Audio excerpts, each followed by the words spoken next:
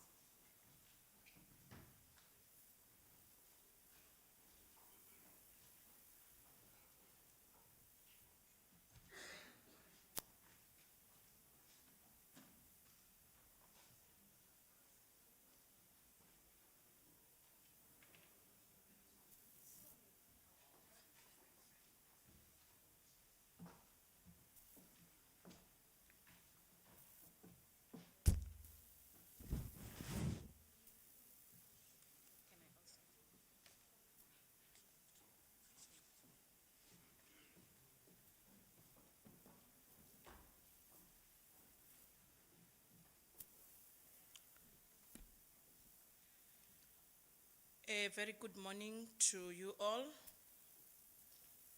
on this dark day for our institution. My name is Ellen Rungani. I'll be your program director. As we are fighting the COVID pandemic, in our country we are also having a second pandemic, which is gender-based violence. As I was pondering on the recent events that has happened to our institution, when I was a girl, I used to think that love is enough. We hear about love in songs, we talk about love on television, We read it in magazines, in books, but is it enough? The truth is, love is not always enough in a relationship. Everyone deserves to be safe.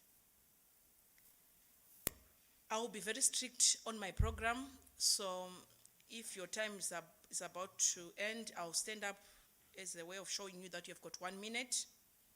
So for us to start the program, I'm going to ask Professor Lulama Chingwa to come and give us an opening devotion.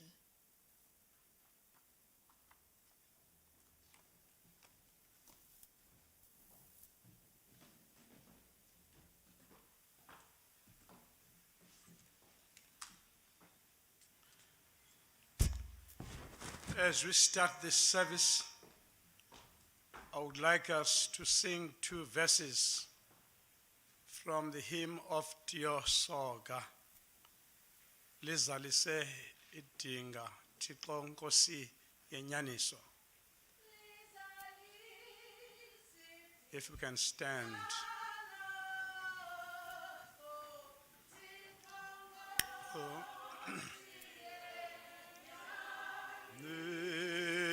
Nisam yungin tlanga zongim zezwe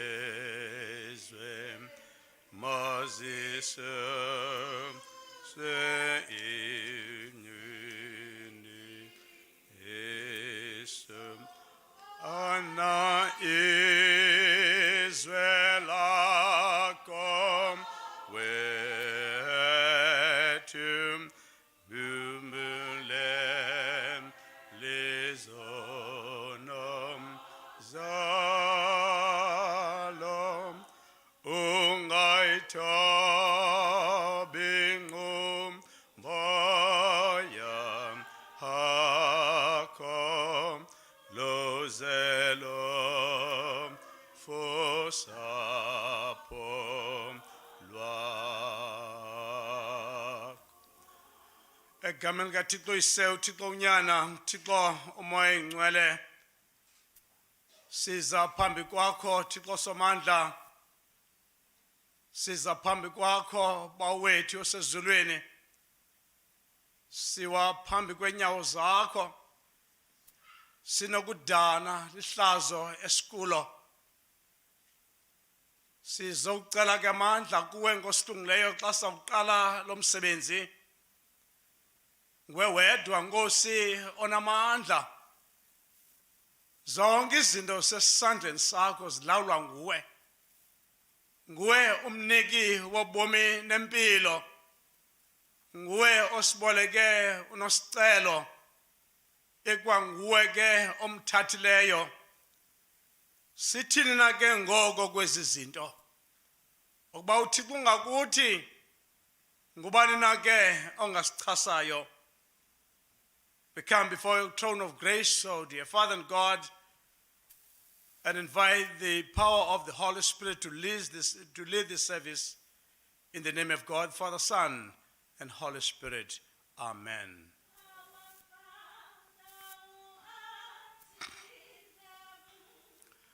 Hallowed be thy name, thy kingdom come, thy will be done on earth as it is in heaven. Give us this day our daily bread, and give us our trespasses as we forgive that trespass against us, and lead us not to temptation, but deliver us from evil. For thy is thy kingdom, thy power, and thy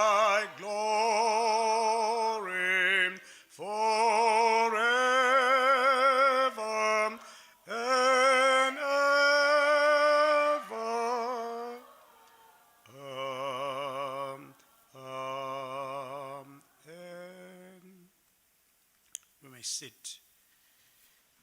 Just to read one verse from Isaiah 41, verse 10. Probably specifically to the family. So do not fear, for I am with you. Do not be dismayed, for I am your Lord. Trust in the Lord with your heart and lean not on your own understanding. Masimthembe uThixo nangalo elixesha.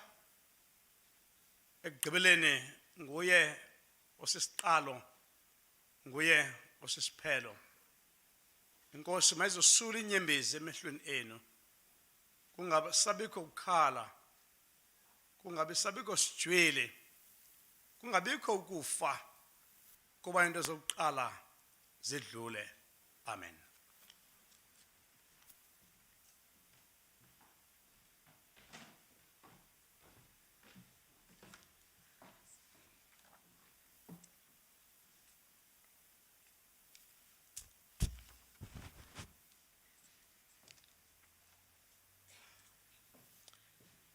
Ndiyabulela Reverend Professor Lulama. We are now going to have a word of welcome and introduction from Mr. Jabulo Zuma, the Registrar of the University. Welcome you, sir.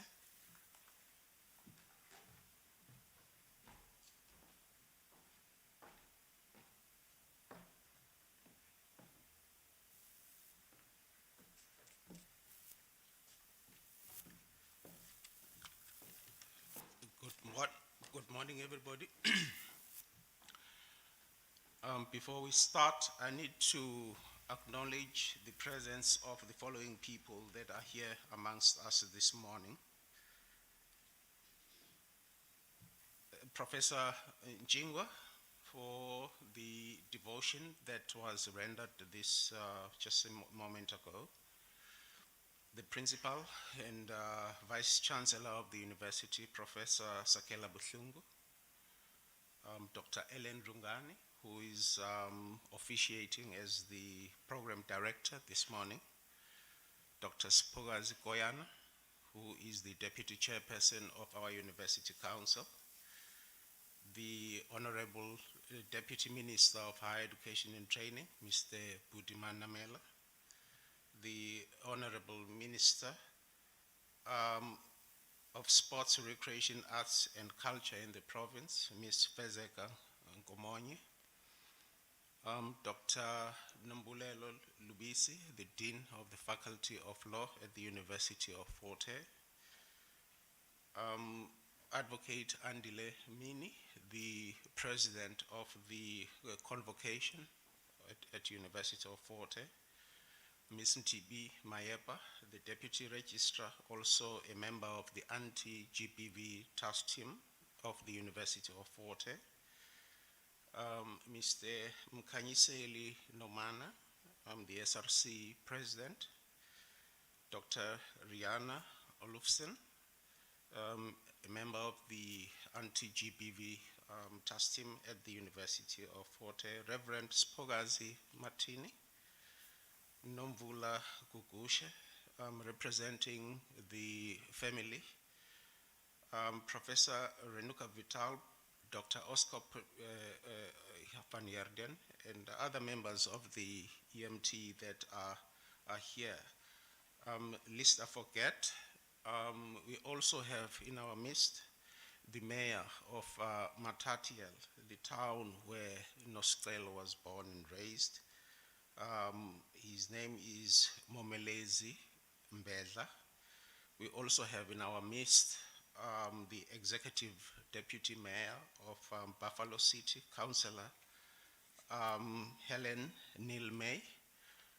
We are grateful that you could all drop the things that you are doing and you came to share with us this moment where we say goodbye to our beloved student that passed on. It is indeed with a very heavy heart that I stand before you here and share in this profound sense of sadness, the moments that we,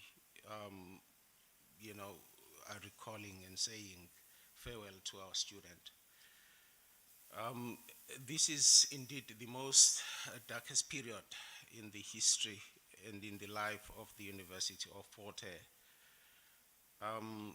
Just a few days ago, Nosicelo Mtebeni was amongst us, was walking down the corridors of the University Faculty of Law, was engaging fully in all the teaching and learning platforms that the university has developed for tuition over this key COVID period, and now she is no more. And we are gathered all of here full of grief to say farewell to her. She has been a lot of things to a number of people. To the loving parents, she is still their beautiful, loving, brilliant daughter. She is still that little girl that they knew from the time she took her first breath into the world. It must be very devastating for them, more than we are all devastated. Theirs is 100 times more. Her future was looking bright. She was a student that was finishing the law degree, budding law practitioner, had dreams, and was going to be joined by the parents in celebrating critical milestones in achieving those dreams and aspirations as she went on. All of that was cut short. We are so sad as the University of Fort Hare for this. When children are born, we expect as parents, as adults, that they will live beyond our time. They are supposed to be our legacy. They're not supposed to be our past. They should not be our past. It is unnatural that we're losing young people in this fashion. The University of Fort Hare is currently going through a really dark patch. Just a few days after losing Nosicelo in this fashion, we also lost another young life at the university, under also conditions that I can at this point say are not natural. It's unnatural causes that led to the passing of that other young life. We are really, really sad, particularly for the fact that all of this is happening in the month when we are supposed to be celebrating our women, when the University of Fort Hare is embarking on a number of programs just to do that, to honor our women and to ensure that their place in our society is kept where it's supposed to be. So this is really a deep shock to the university. I want, though, to appreciate all the support that we've been getting from the friends of the University of Fort Hare. We've gotten a number of messages of support from all over the world, basically, which were saying they are with us and with the Mtebeni family. This ceremony, because we know that we are under the COVID restrictions, there's just a few of us in the room, but there is millions of people watching it throughout the world. This service is being broadcast through the social media channels. It is covered by some television stations, and we are appreciative of all the people that want to share the sorrow that we are in at this moment. At this point, I would like to pause and thank the program director for giving me a chance to say a few words. Thank you.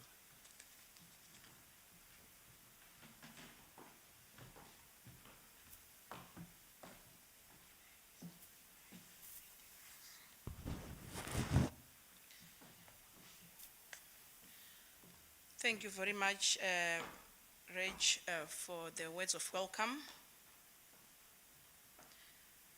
I'm now going to call upon Professor Tandi Khyama from the Faculty of Law to read the obituary of Miss Nosicelo Mtebeni. Over to you, Prof.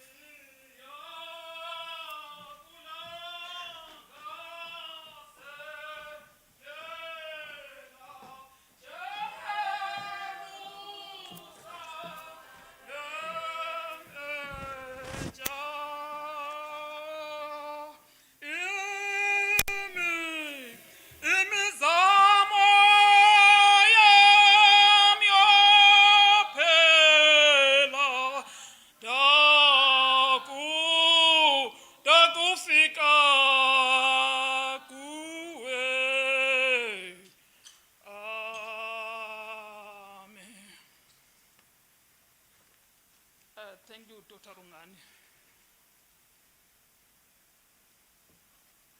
Professor Buhlungu and the entire management team, the registrar, Mr. Zuma has made things very easy for me. So without breaking the protocol, the registrar has made things very easier for me, and without breaking the protocol, let me just say, Molweni. Molweni Mandakwethu. We are so very tense. You will excuse me. Today is the day not to mourn, but the day is to celebrate the short-lived life. That life was not short-lived, it was shortened. As we read the brief biography of Miss Nosicelo Mtebeni, we will read the two versions, both in English and Xhosa, as they appear in the program. I would request those who are able to rise to do so.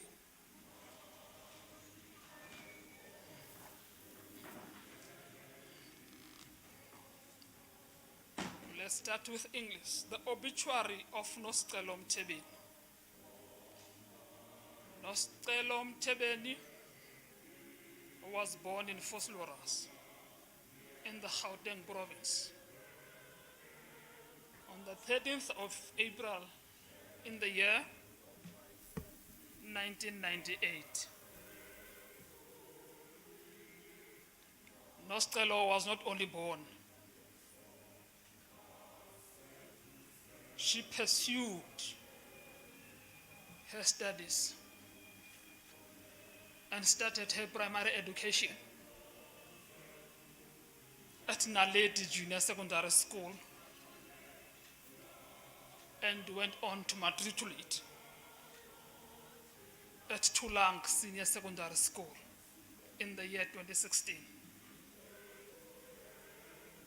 In the year 2017, she went on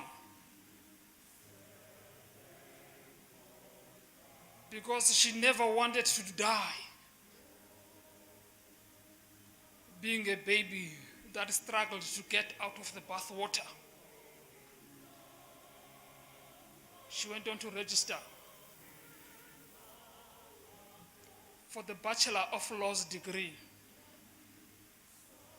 here at our prestigious university, the University of Fort Hare, at the East London campus. Nosicelo was in the process of completing her final year of study at the time of her passing.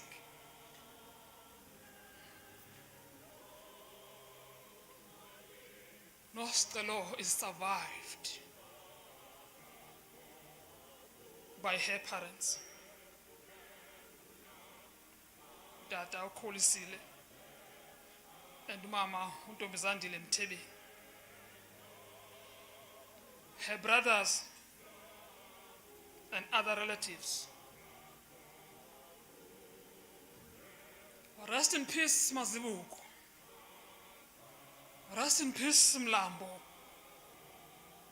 Rest in peace, Mwelase. Rest in peace, Xhakasa. Rest in peace, Jiyana. I thank you. Let us read now the Xhosa version. AMAGQABANTSHINTSHI NGOBOMI BUKANOSICELO Mtebeni. UNosicelo Mtebeni wazalwa ngomhla we-13 nyanga ka-April ngo-1998. Ezalelwa eVosloorus, eGoli. Uzalwa ngumama wakhe uNtombizandile Mtebeni uMaDontsa kunye notata uKholisile Mtebeni Mazibuko.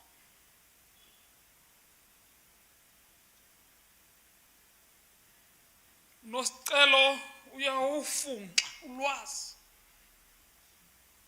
aqalisa amabanga akaphansi kwisikolo saseNaledi Junior Primary, waze wadlulela eThulang Senior Secondary School eyokwenza amabanga akhe aphezulu.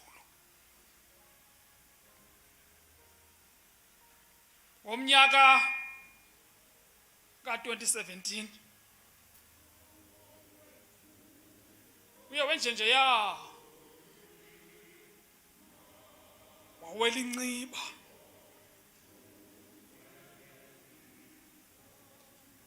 esiya kwenza izifundo zakhe zomthetho kweli ziko lethu nemfundo ephakamileyo, University of Fort Hare, apha eMonti.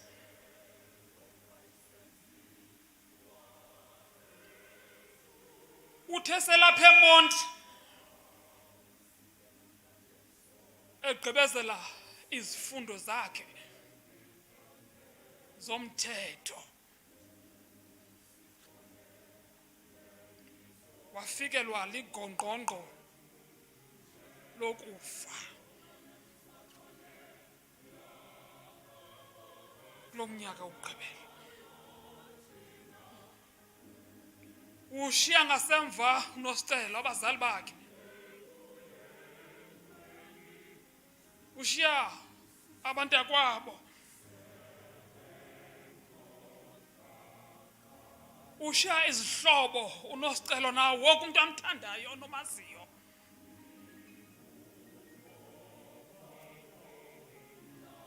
Ngoko ke phumla ngoxolo Nosicelo, phumla Mazibuko, phumla Mlambo, phumla Mwelase, phumla Xhakasa, phumla Jiyana. Lo ummiselo ubungowakho. Enkosi.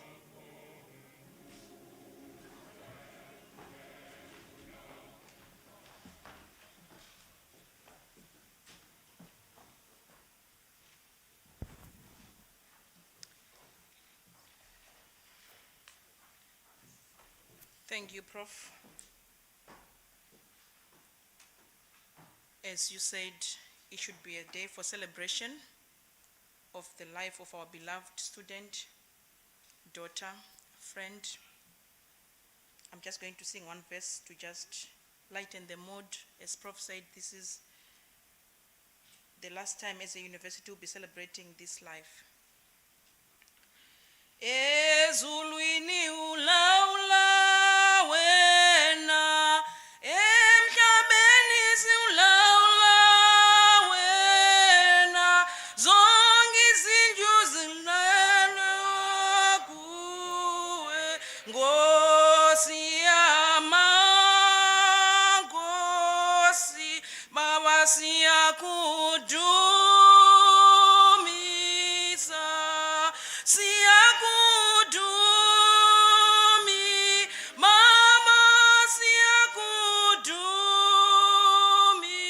Nkosi, Nkosi yama, Nkosi. I'm going now to call upon Sis Ntibi Mayepa, Deputy Registrar, and also Dr. Lubis, the Dean of the Faculty of Law, to read the message of condolence. Ezulwini ulala wena, emhlabeni ulala wena, zonke izinto zilala kuwe, Nkosi yama.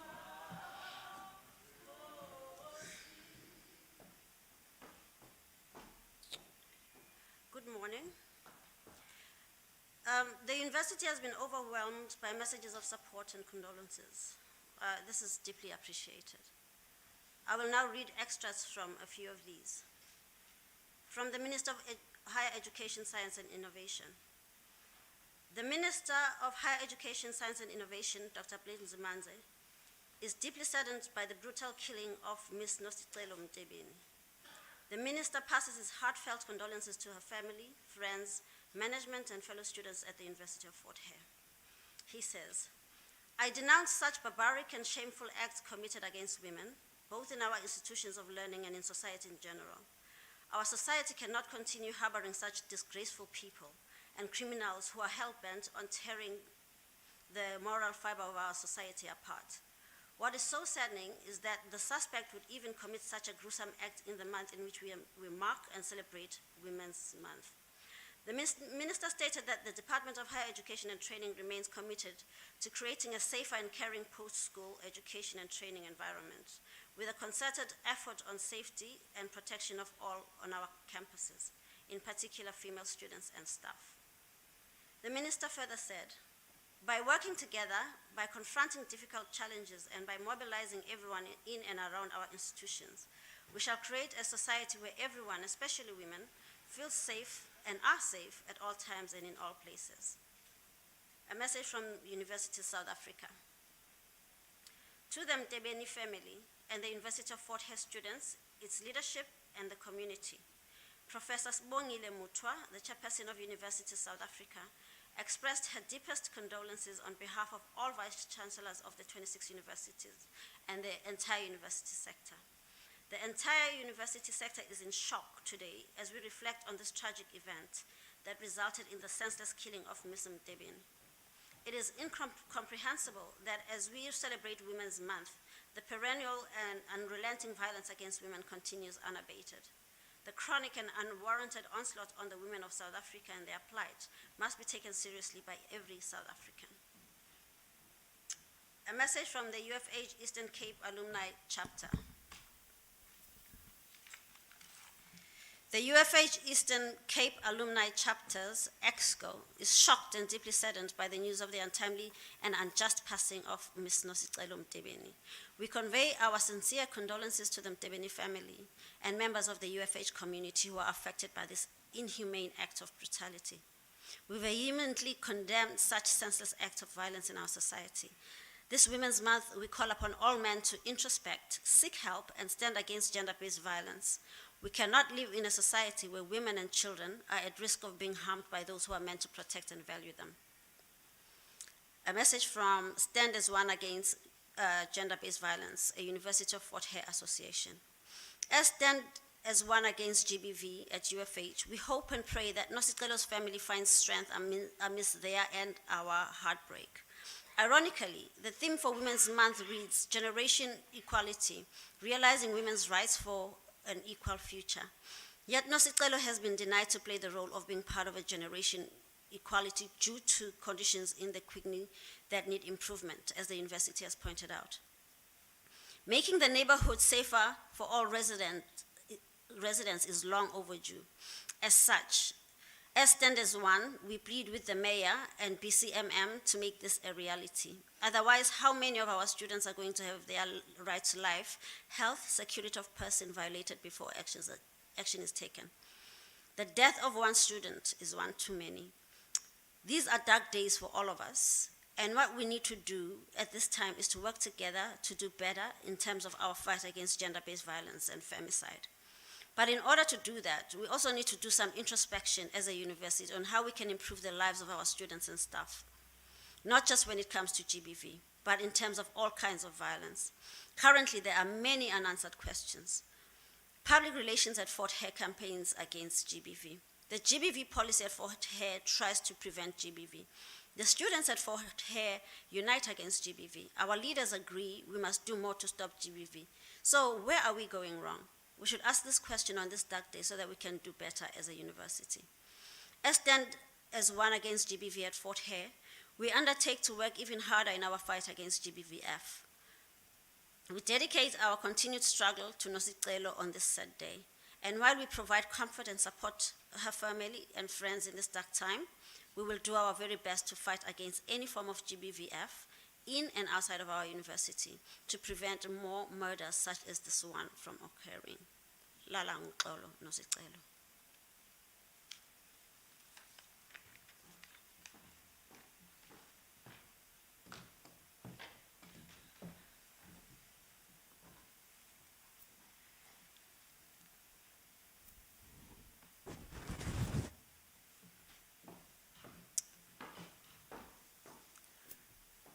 Ndiyazibuyisela ku-Vice Chancellor nabo bonke abantu abakhoyo endlini. Lena i-message ivela kuNkosi Zolile Benz Ncamashe, the spokesperson and advisor to Xhakasa Kingdom. Ibhalwe ngolu hlobo. Izinto ezithetheleyo zezikaYehova uThixo wethu. Izinto ezityilekileyo zezethu, zezonyana bethu kude kuse ephakadeni. Deuteronomy 29 verse 9, 29. Namhlanje isizwe sonke sikaXhakasa nelizwe lonke loMzantsi Afrika lithokombisile. Lidandathekile, lingqukrulekile sisiheleku seshwangusha lesithwakumbe esigubungele eliziko. Kube ngokukodwa kusapho lwakwaMtebeni ngokulahlekelwa ngesiquphe lisabuka intyatyambo yabo. Idladlazana lesonyazana isiqushuquswana uNosicelo. Ubomi bakhe buphelele ezandleni zomgebengu wendladiya yesigwinda esingenalusini nasazela siphilileyo. Egameni lekumkani yesizwe samaXhakasa, amabandla akulondlovu kantsinga kaNogwayi, ukumkani uJonguxolo Sandile, avululwandle sivakalisa uvelwano olunzulu olusuka kumazantsi enhliziyo kusapho lakwaMtebeni neziko likhokhelwa ngunjingalwazi ubuhlungu zibula sihlahla somnquma. Le nhlungu inambetheyo yethu sililanani sinethemba lokuba ungubenkulu kaSonoyi kaGaba uzayikufukama anithwale kule nhlungu kuba nguye kuphela ongumthombo wentuthuzelo. Sigxola emswaneni nani sisazi kokuba Ukubulaleka kwenu akulambathi enkosini. Menze aphumle ngonaphakade uNosicelo. Nkosi, umkhanyisele ngokhanyiso olungapheliyo. Enkosi.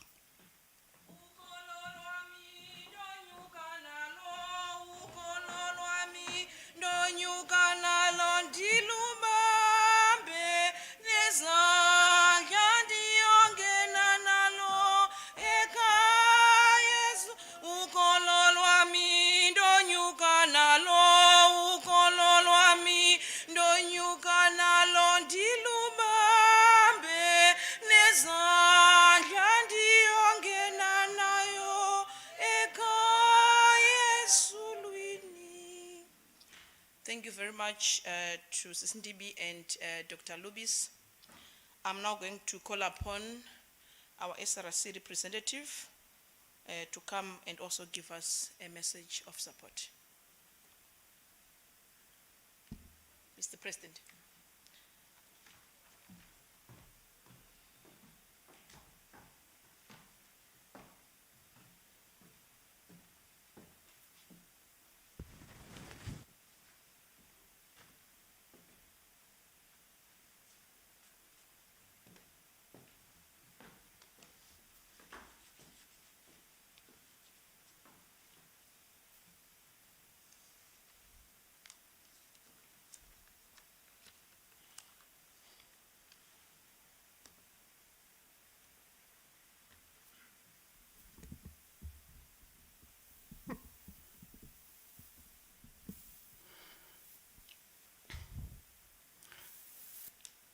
Let me take this opportunity to greet the VC, the UFH management, the convocation, the SRC, and everyone who is here who has managed to sacrifice their time to come to this memorial service.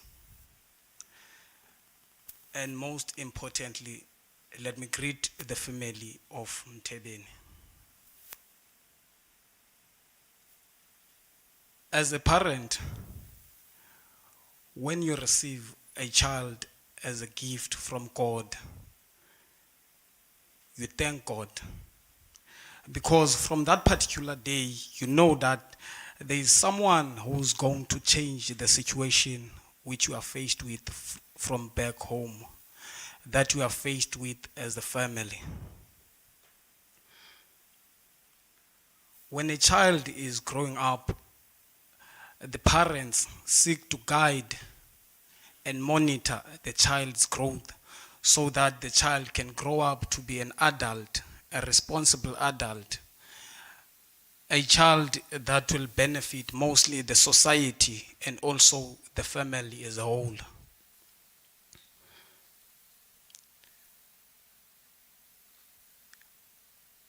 As our parents, you always pray for us to be better people.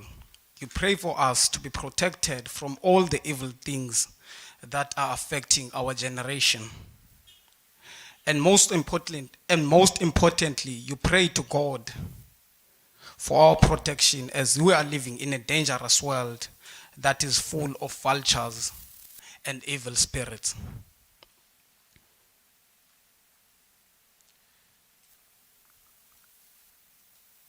As children, we always pray to God that He must keep you safe as our parents and protect you from all the illnesses, that some of them are aligned with the illnesses that come with age. As your children, we have this little prayer, this short little prayer that we usually say, Bawo, ndicela unigcinele abazali bam. God, please keep my parents so that they can see my success and enjoy the fruits of their hard work. Nosicelo, as a student, she also had this short, powerful prayer. Ukuba Nkosi, ndicela undigcinele abazali bam. Bakwazi ukubona imisebenzi yezandla zabo. Bakwazi ukubona into yokubana ingqeqesho abayifake kum iphumele entweni na. Nosicelo, as a student, she also had this prayer. In this particular year, she was starting to have hope that this prayer will be realized as she was doing her final year in law. Nosicelo had dreams like any other student that is enrolled in any institution of higher learning. And part of her dreams was to change the conditions, injustices of this cruel world and to better the livelihood of her family.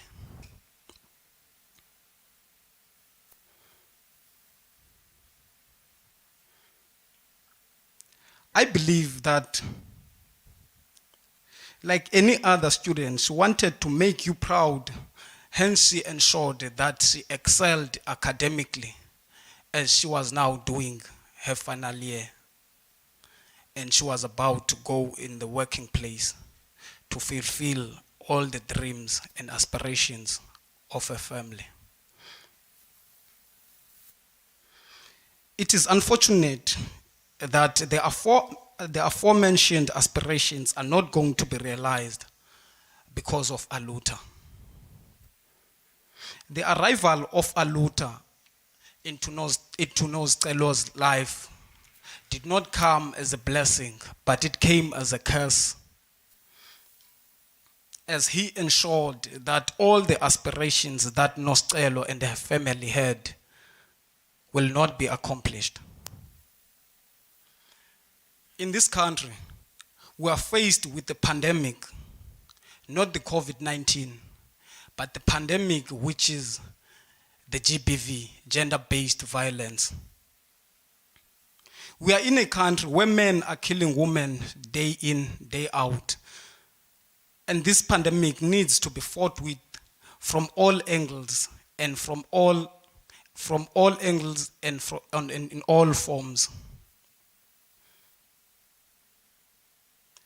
The pandemic is not accepted in our society.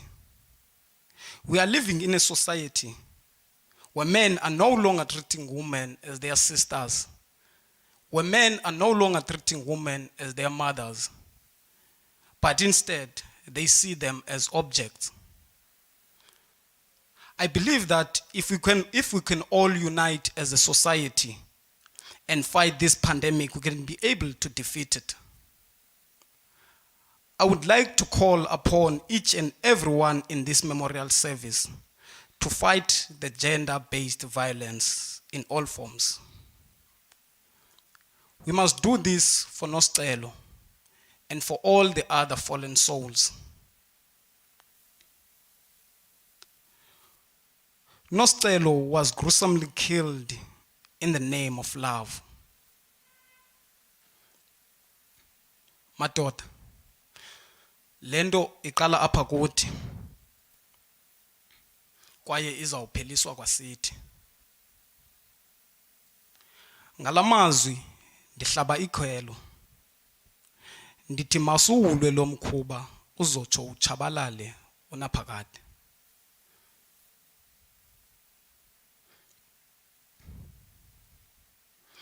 On behalf of the SRC, I would like to plead with everyone to pray for the University of Fort Hare, to pray for us as students whom are enrolled at the university.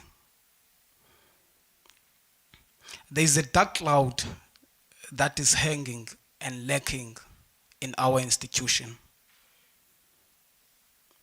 A dark cloud that we have tried to light away with candles and prayers, like the previous candlelight services that we've heard.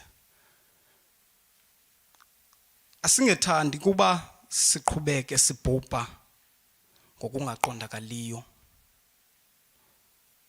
ngenxa yesishwangusha esijongene nalo singabafundi bakwaNokholeji. Njengamntu ke okhulele kwikhaya elithandazayo,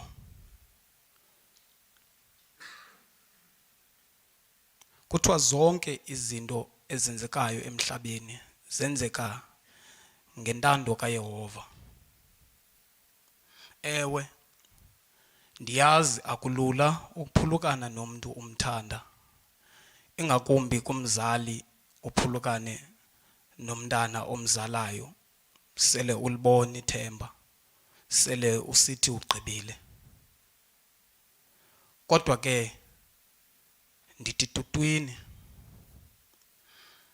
tutwini kusapho lakwaMtebeni, akuhlanga lungehliyo. Ndithi mandicele unikhapha ngalamazwi kaDavide kwiNdumiso 34 verse 18. Uthi uDavide, uThixo usondele kubantliziyo zaphukileyo, abo bamoya utyumkileyo nabantliziyo zityumkileyo uyabasindisa.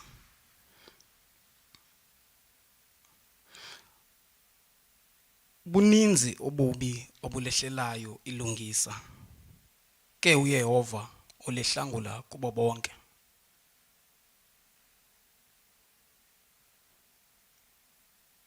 Eli lizwi linikhumbuza umama Maria mhla wayebukele unyana wakhe ethathwa kuye engathandi. Tutwini kusapho lakaMtebeni. Ndiyabulela.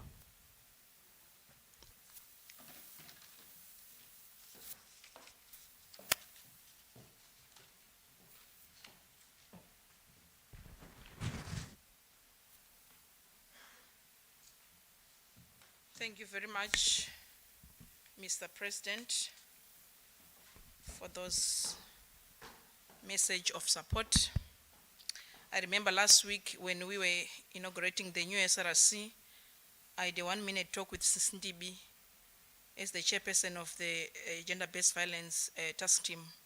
And I was just briefing here, on the strides we have made, in establishing the GBV unit. And she just said to me, you know what, I love the idea of the unit being established, but I would want a day when we don't even need that unit, because we don't want any case of GBV. So my question again also, I want to repeat that. What are we doing wrong? Because as a university, we are trying to make sure that our environment is safe for everyone. I'm now going to call upon the Convocation President, Advocate Andile Mini, to come and also give us some few words of support.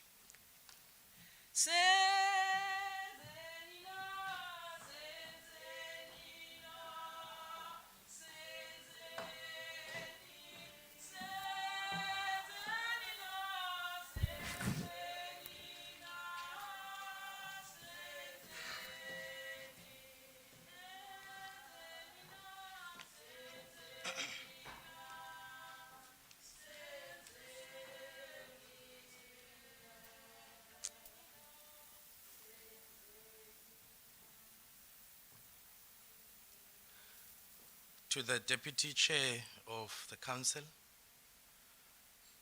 my colleague Dr. Koyana, the Vice Chancellor of the University of Fort Hare, Zibula, the Deputy Minister, Buti Manamela, the SRC as led by the President, the MEC of Sport, Arts and Culture in the province,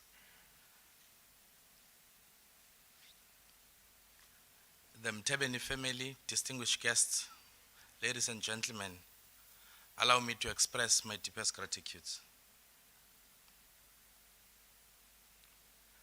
We have lost a student who was soon going to be a member of the Fort Hare alumni. The message of the convocation today is clear, that the spirit of Nosicelo shall never die while we live.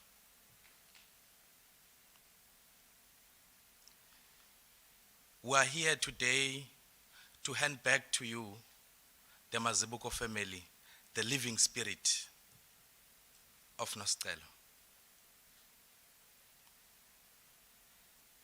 It is true, Program Director, that as the country is battling to control an unprecedented stigma that has caused our country to stigmatize the coronavirus, we are also faced with another pandemic that has anointed itself as a shame of the nation, the gender-based violence. Minister, as government makes it compulsory and mandatory that when people walk in the street or they are in any public area, they must wear a mask. I think as parents also must make it mandatory and compulsory that any girl child, when you meet a man in the street who's smiling at you, who looks at you, who's well dressed, who's smelling nice, who says, "I love you," you must look at him and say, "You're probably my potential killer."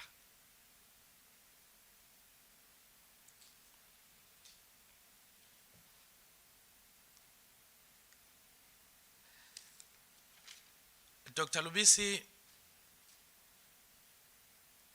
probably as a man, I should keep quiet because all men are keeping quiet about gender-based violence. But the lawyer in me refuses to keep quiet.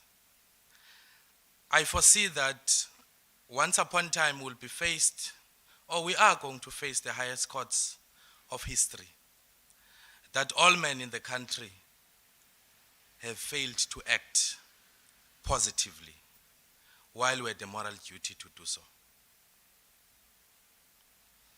And those who are legal minds understand a crime of failure to act. It is not enough as a man that we are going to say, it is not all of us who are doing this. It is not enough as a man to stand up to say, but it was not me. It is not enough as a man to stand up and say, not in my name. That idiom has long expired. We must stand up and become drivers of change in our own little spaces. That is the message that we are bringing as convocation. Vice Chancellor, in our meeting yesterday as convocation, with all the chapters across the country and in the SADC, we took the following decision. And the same decision we have communicated to the family, that for the duration of our term in the next 4 years, we want to adopt Nosicelo's family and provide the support that is needed. From the meeting of yesterday till to date, amongst ourselves as executive of convocation, we have made contribution to the tune of 150,000 from ourselves. And we have appointed individuals who are going to run and make sure that we fundraise through the Fort Hare Foundation, and will make sure that it is done with dignity. We have appointed Dr. Klaas, Vice Chancellor. We have appointed Dr. Mawisa, Mr. Mteza Abuya, as well as Mishek Mugabe to run and make sure that we fundraise enough money to support the family for the duration of our term. It will be done through the needs analysis and in consultation with the family. We are, Vice Chancellor, also planning to approach the university with regards to the legacy project that will be named after Nosicelo. We know that the university is always welcoming of good ideas, and even in this one will not be an exception. In closing, I want to say a man of power is feared. A man of wealth is envied. A man of genius is admired. But only you of character, you are trusted. I'm making a call to all men in South Africa today to accept the challenge and become a man of character. We are saying as convocation, the spirit of Nosicelo shall never die while we live. And we are here today to hand back the living spirit of Nosicelo. Lala ngocolo, Mwelase, thank you very much.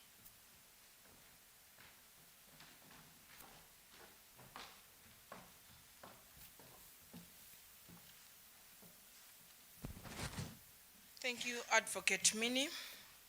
I'm now going to call upon Dr. Jiyana Olisvan, the member of the task team for the GBV policy implementation for the university.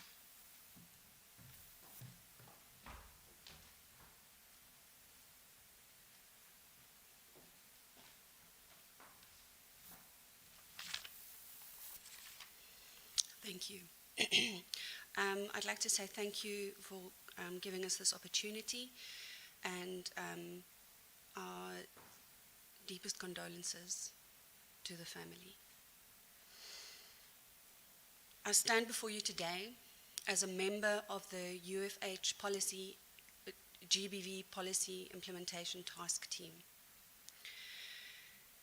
In our university's policy, we commit ourselves to fight against GBV and femicide. And this is admirable, and our policy is a good one. But a policy is not enough. A policy has to translate to real benefits and must result in effective measures to address GBV that plagues not only our university, but our country. This is not a time to point fingers. This is also not a time to deny accountability, but to do some serious introspection on how we can do better. We need to be more proactive, do more awareness and educational campaigns, organize more training to our staff and our students and the broader community.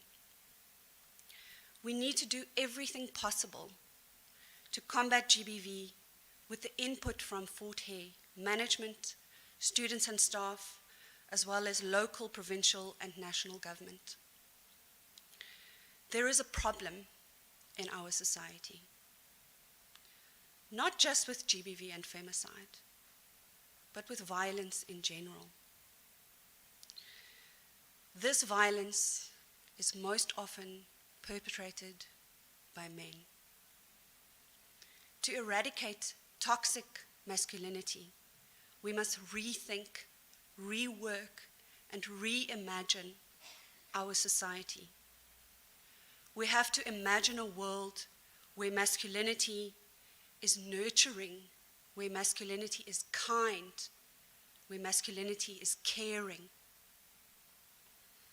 We have to interrogate our socially accepted roles and our culture, our institutional culture, as well as our culture as South Africans. Men are a high-risk category for suicide and mental health issues. And this should cause us concern. Could it be that the current norms of masculinity are in fact harming men and women, because as a result they harm women? Men are expected never to show weakness or show their emotions. Men are not supposed to cry. Boys don't cry. Poor mental health worsens GBV, and we have even more reason to start working on ways in which we can and ought to support everyone's mental health. In addressing GBV, we need to focus on mental health support. COVID-19 has forced everyone to make massive changes. And this has confirmed that it is possible to make drastic changes in order to deal with the challenge. And thus, it is also possible to make drastic changes in order to deal with the pandemic of gender-based violence. As a task team, we pledge that we will work harder so that the objectives of the GBV policy becomes a platform for real change, and thereby to ensure that Fort Hare takes the lead in the fight against gender-based violence, not only in our university, but in the broader community, so that these kinds of tragedies do not happen anymore. Thank you.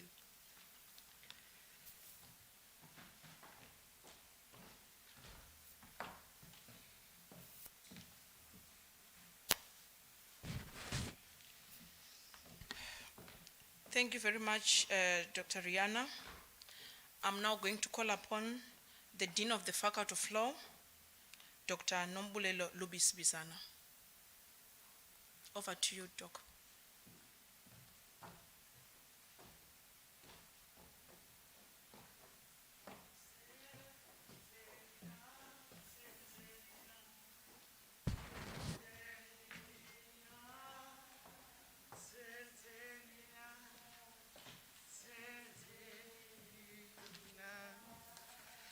Senzenina, senzenina,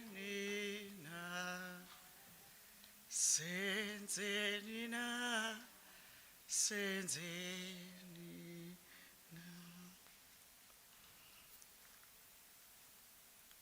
Minister, Deputy Minister of Higher Education, Puti Manamela. MEC, Sport, Recreation and Arts and Culture, Ms. Fesa Kangomano. The Mayor, the Deputy Mayor of Buffalo City, Councillor Helen Neil May.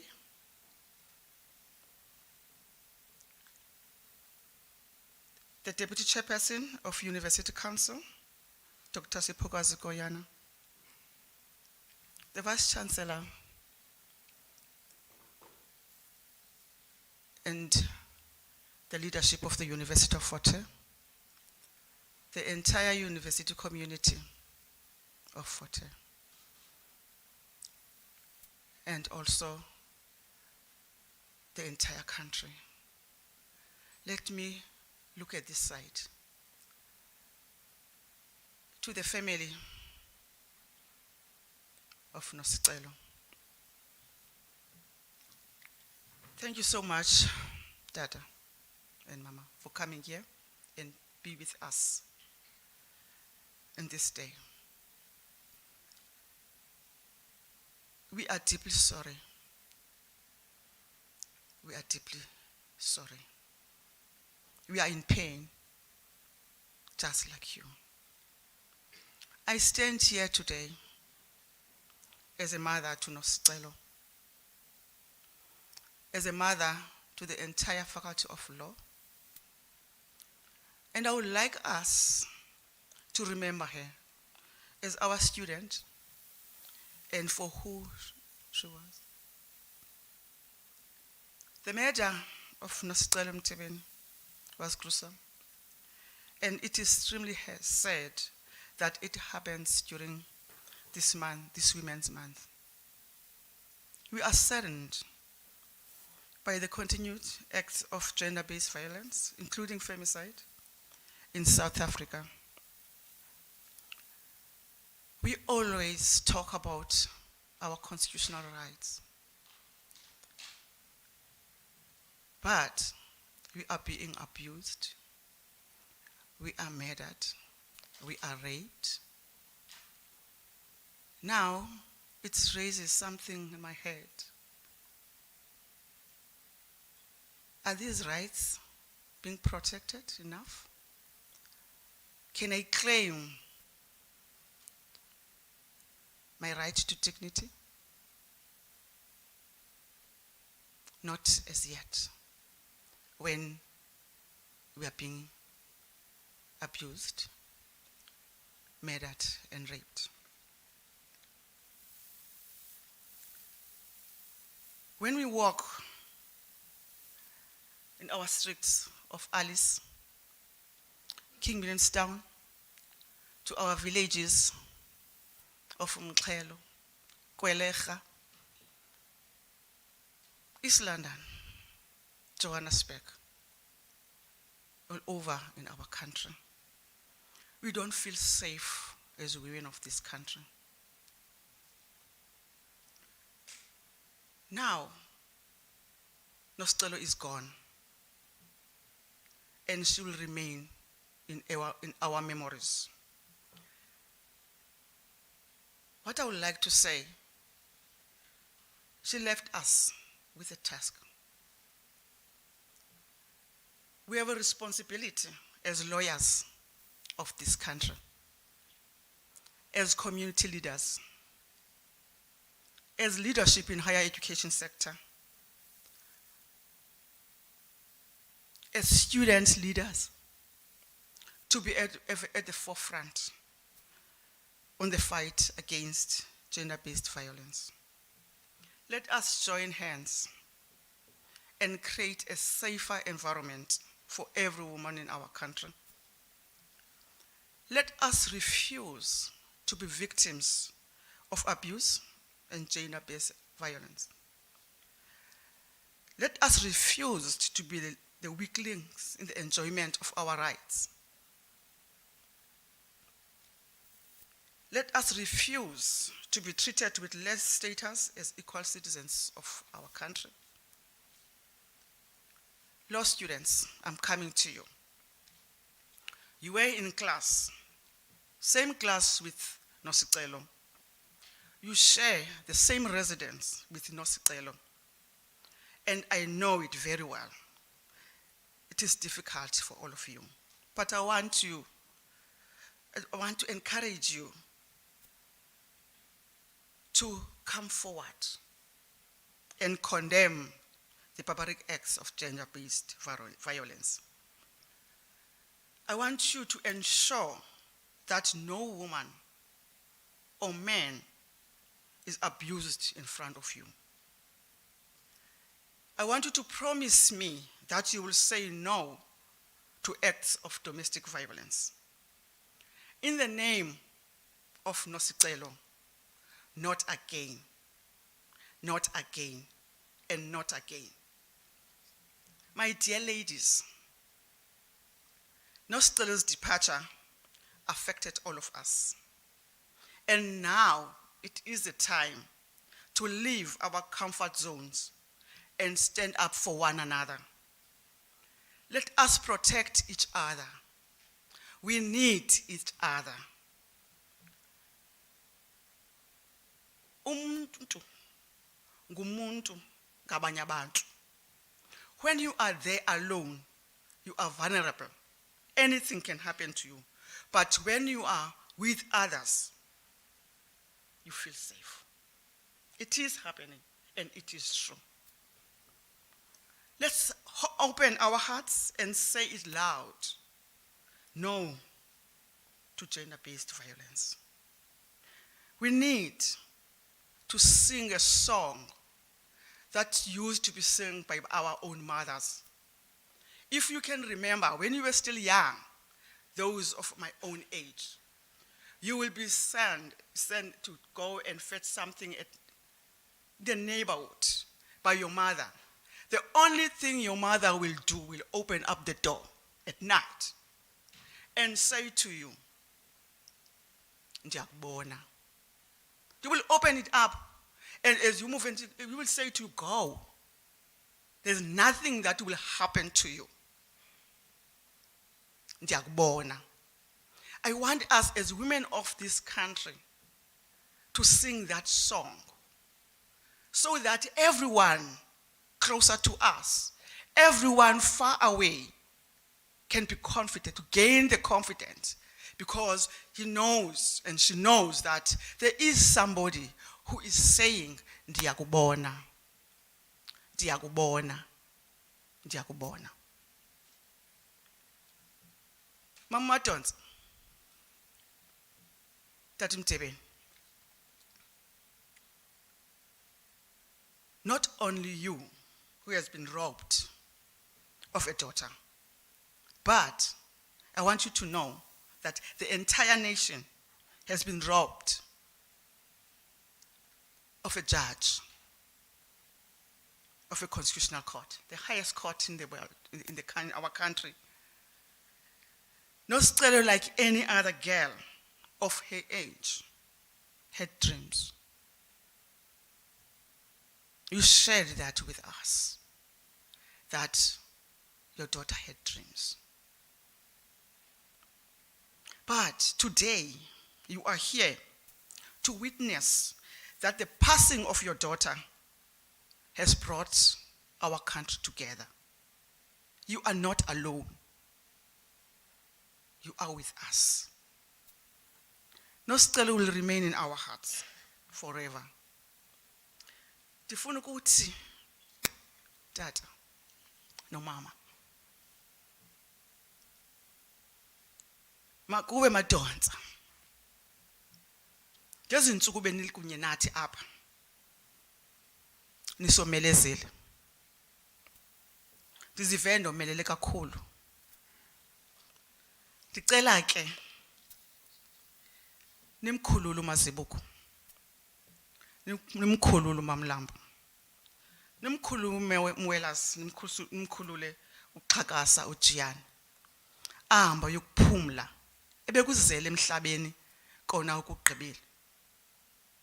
Yonke eseleyo isele kunye nathi. Enkosi.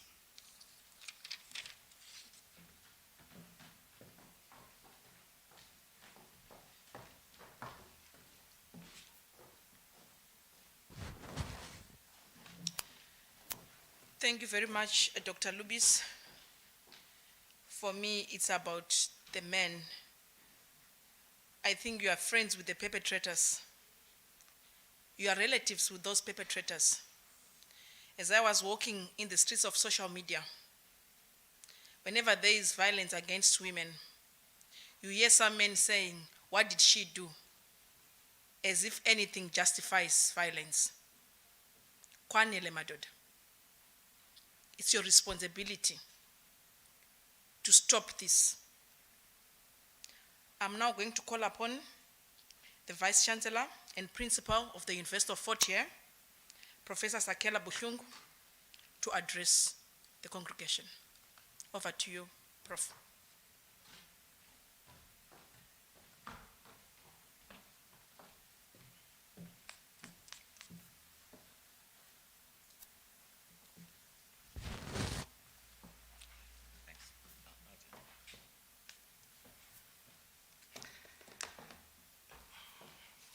Thank you very much, Dr. Ngane, and good morning, everyone. I'm not going to speak today. This is an opportunity for others to speak. And also apologies for not going through the usual greetings. I've had occasions to greet everyone. Apologies for that. I'm not going to speak today because it's an opportunity for others to speak. For those people whose names are on the programs to speak. For those people who are watching this thing in the media to speak. It's not for me. I've had my own time. I've been speaking to TV and the media and so on. This is not about me. We've done what we can do. Let me begin by thanking everyone for making it at very, very short notice. It's very short notice. But something of this nature, obviously, is something that calls for that people drop what they're doing and come in and be here. And so once again, I would really, really love to thank everyone. Deputy Minister Budimanamela, thank you very much for making time. MEC Komonye, thank you very much for making the time on behalf of the province. Deputy Mayor Neil May, thank you very much for making the time. And of course, us, Dr. Koyana, we led by you, by the Council of the University. I will not. My colleagues, the staff and the students, they know. I'm not going to go through the usual greetings. Mine is very, very briefly to say this is an unusual moment. It's not about us, as I say. It's about Nosicelo. It's about her. And my appeal for this moment, and the funeral is not going to be, I believe, it's going to be not this weekend, so it's going to be a few days more. My appeal is simple. Let's step back from ourselves. It's not about you. It's not about me. This is about this child. Next to her, it's about that family. Step back. Step back. It's not about you. It's about them. We need and we should give Nosicelo a dignified send-off. Even those of us who are not going to be able to go to the funeral, let's keep it dignified all the way. Let's keep it dignified in terms of what we post on social media, in terms of what we say when the temptation is irresistible and those television cameras and microphones are in front of you. Resist the temptation. When that camera phone of yours is there, resist the temptation. When people share those pictures, resist the temptation. We are still, despite all of this, we're still human beings. And we want to pull ourselves back from the edge. Let's pull ourselves back. Because if we don't, if we allow that camera phone to just press share, share, share, that takes us down a slippery slope beyond what is human and below what is human. Reverend Jingwa, andikulibalanga nabefundisi. Andikulibalanga sithethile yonke into. Mandi address nje le ndawo. They say le nto ifuna umthandazo eFort Hare. Le nto ifuna cleansing. I'm going to come to that. And I'm going to say for once, this is something that has come up many times over at Fort Hare. Students, ifuna umthandazo. You know what? This year, let's do it. Whether it's the Christian faith or other faiths or traditional religions and so on and so on, let's do something. Let's do it. But, and I'm going to come to the but. So, this is about Nosicelo. I like Dr. Albisi. There's one take-home line for me, is that we've been robbed of a future constitutional court judge here. There's a child who came in 2017, the same year that I started, entered through the foundation program, deputy minister, and was going to finish the degree in regulation time. And she was going to join the ranks of eminent Fortarians in the legal fraternity. Eminent, and I don't need to say anymore. They're all over the place. They're leading society. She was going to be joining that very select section of our society. It's sad. The issue, really, and I know it's very, very easy when the hearts are so sore, when the wound is so raw and so deep. It's very easy for us to focus here. It's very easy for us to try and find the answers within a meter of where we sit. Yeah, Fort Hare does not care, or if only this and if only that. I'm saying park all of that. The picture, this is big. This is much bigger. And I want to isolate two things. I hope this gets taken in the spirit in which it is said. One of being constructive. We can have the cleanest, the most powerful, gender-based or anti-GBV policy at Fort Hare. And we can have the most efficient anti-GBV unit, which Dr. Olsen has spoken about. And I agree, those are the steps, and we are well on track. We can have the best, but we are not an island. We're not an island. Zakwenzeka ngapha kwegate.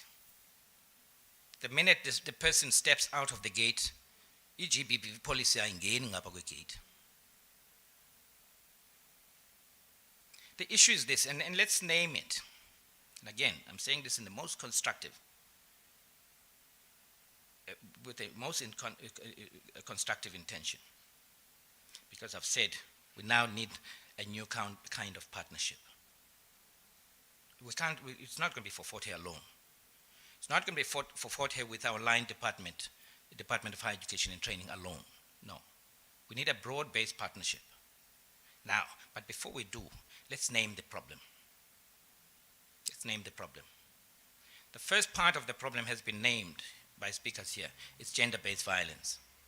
It's a social system and social structures that are age-old, kind of age-old social structures that make it acceptable for men to dominate, for men to use violence, to do all of these things. So the law must take its own course and follow up the perpetrator. But no amount of big insults at him are going to resolve the problem. If the court sends him away for 15 years, 30 years, whatever, the problem is going to remain. GBV. Let's not lose sight. Let's keep focus. That's the issue. So varsity partnerships, it's partnerships oriented towards that bigger issue. And it's got layers. It's got layers. And people buy into it it gets reproduced in different ways all the time. All the time. Yabona, your social media is worse. It reproduces these things. Those kind of jokes that people kind of spread about very easily, very casually, that is GBV being reproduced. That is it. It's that joke that people throw about this, about men, this about women. That's the first part, though. That's the first part of the problem. The second part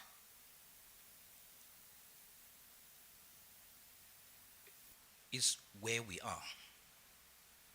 Where we are. As I said, the problem is not just inside, it's also outside.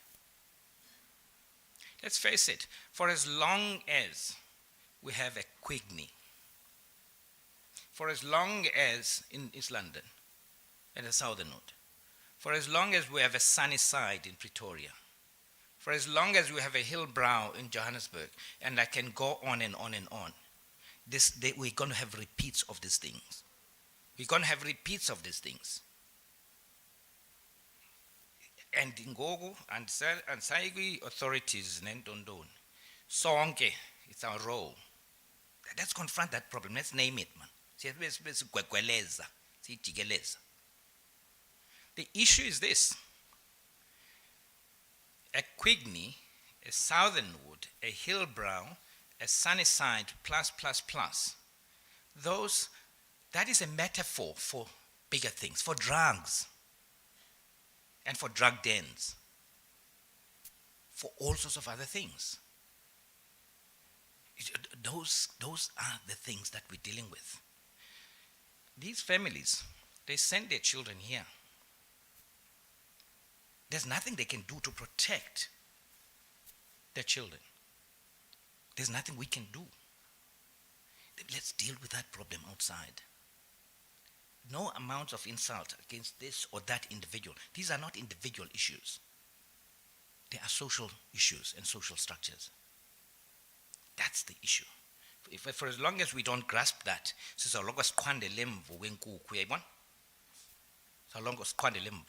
the time for Kwandelemva is up now.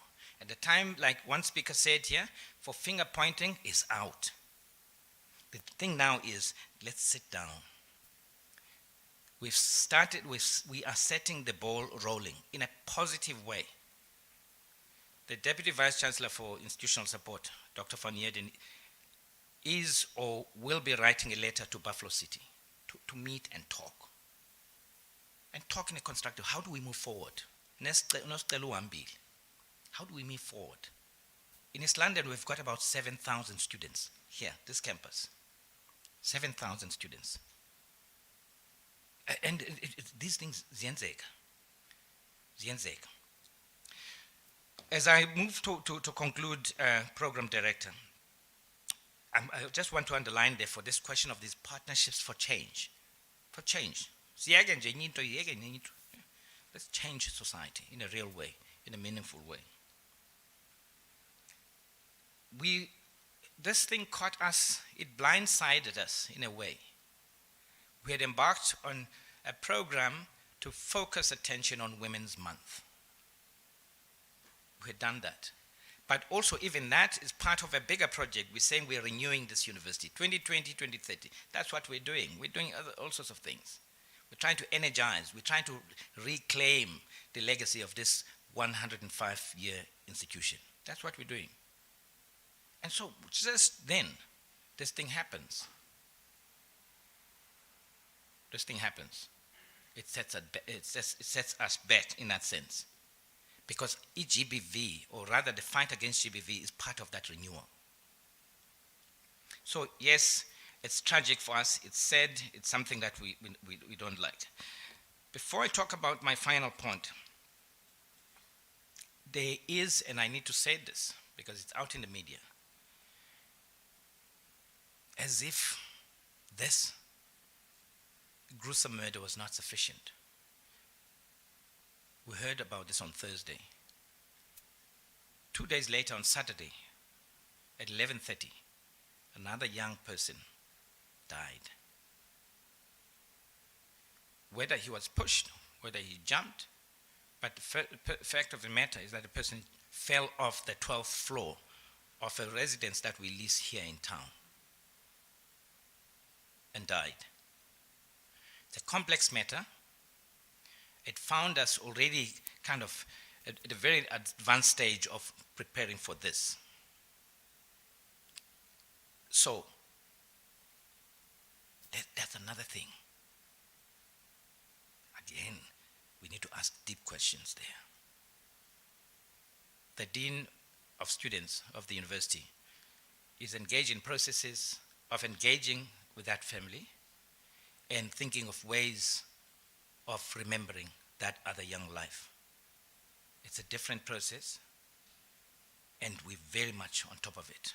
There's a delegation that's going out after this, led by the Dean of Students, to continue, because we're already in touch, to continue engagements, because the funeral might happen sooner than that of Nosicelo. We have, many people have spoken, Advocate Mini, your comments and the activities of alumni of the university coming to the party are noted and are most welcome, and I think many others, there are many other initiatives, and I will not spell them out here, except to say one of the initiatives is that the Chancellor of the university, Advocate Dumisa Nsebeza, called me to arrange a delegation by a team of high-powered advocates who are part of a group called Pabasa.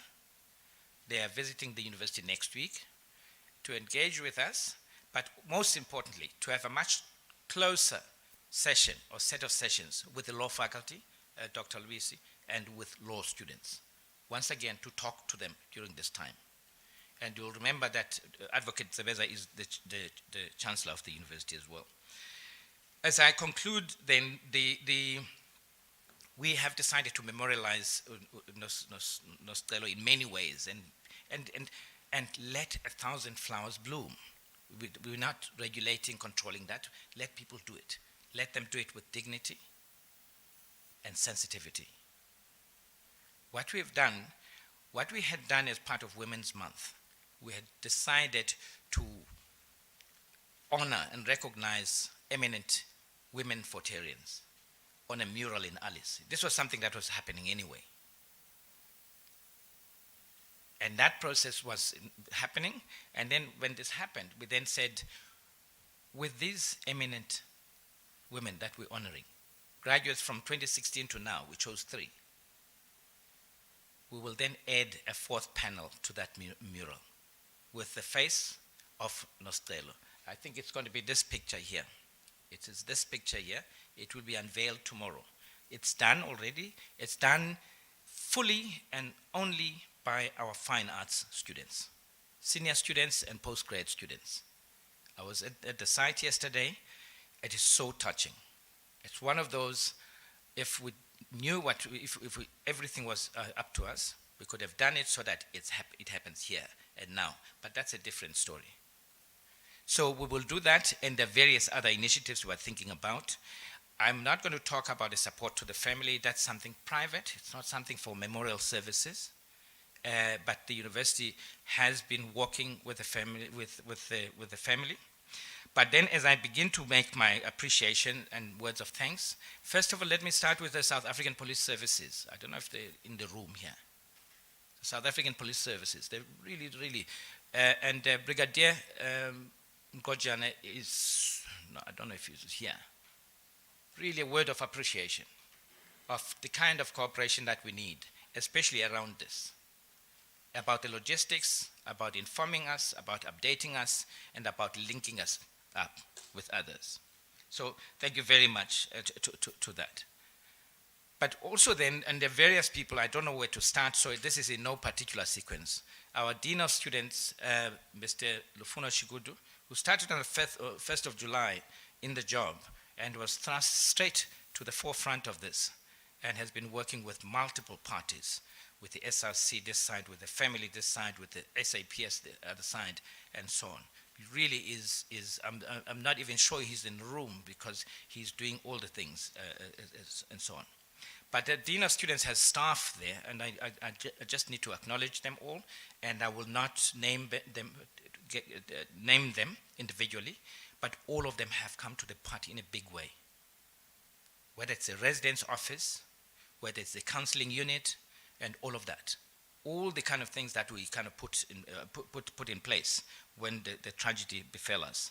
And they've happened from that Department of Student Affairs. Once again, thank you to all the staff there. And of course, there are other people to thank in the university. The department, the communications department and advancement, who are also responsible for organizing this event, including the technical people who make sure that this thing is live streaming. Thank you very much to them. And one other person, all the management people have been involved, but Dr. Van Heerden has been kind of in the forefront as well, working and supporting the dean. And thank you very much once again. Dr. Albisi, when I heard the thing, I picked up the phone and I don't know what she was doing. I said, drop. I normally don't talk like that to people. But I said, whatever it is that you're doing, drop it. Get into your car and get yourself to Quigley now. And I give you 15 minutes. And I think she was there in 13 minutes. Thank you very much, Dr. Albisi. There are many other people that we would like to thank. We would like to thank the clergy. Reverend Jingwa, always. It's not the first time. We always do this with the rest of the clergy. And once again, we're very appreciative. There are many other people who have sent in messages and who have sent in WhatsApps, who have sent in many others. The messages that are being read here are just the tip of the iceberg, the WhatsApps that we're going to collate and compile.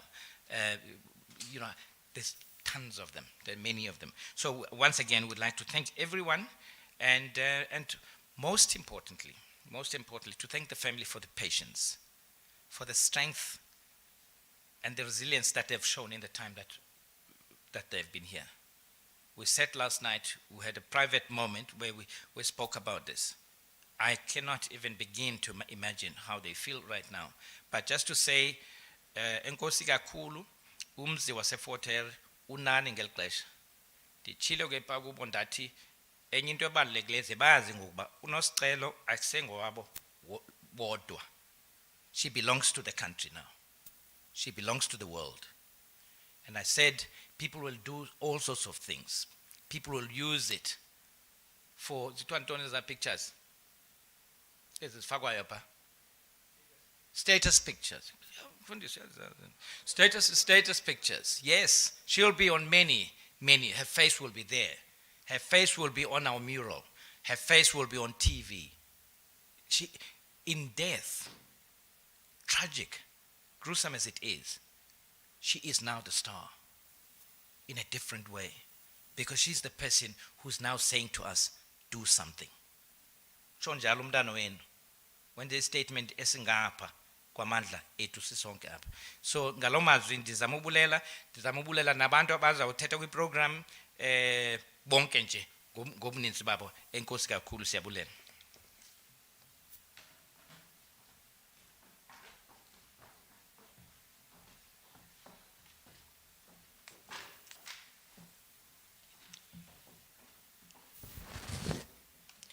Thank you very much, Professor Buhlungu, for the words of comfort. He emphasized that this problem needs to be resolved as a society in oneness. As our motto at Fort Hare, we say together in excellence. It means that all of us, we need to take part to fight this. I'm now going to call upon the Deputy Chairperson of the University of Fort Hare Council, Dr. Spokas Koyana, to address us. Over to you, ma'am.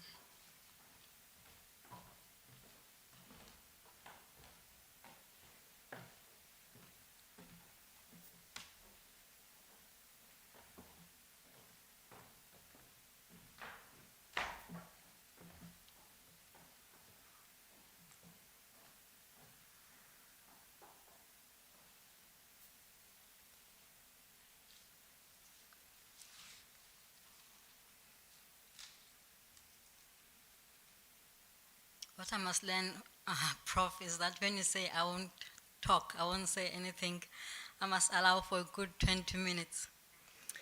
I took off my mask thinking that Prof won't talk, and then I had to sit there with no mask for 20 minutes.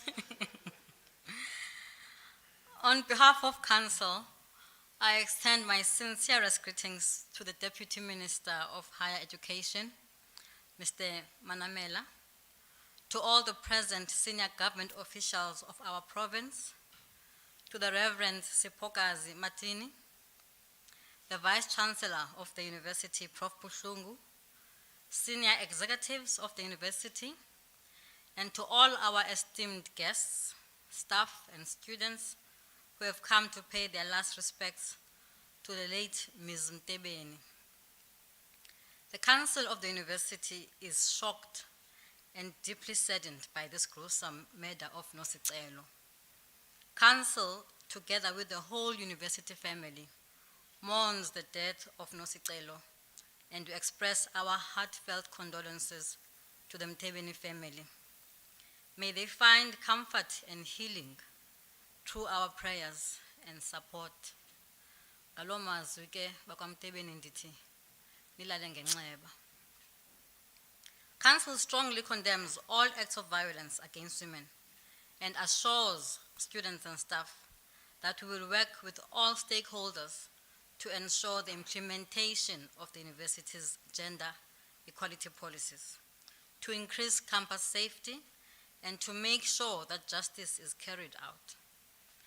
Council is very encouraged that the university management has already started collaborating with the South African Police Services and the Buffalo City Municipality to force them to commit to tackling the urban decay and overall concerns regarding safety in East London.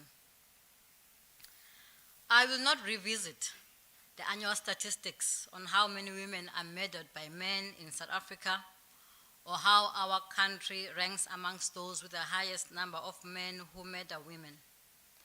GBV is a human rights violation.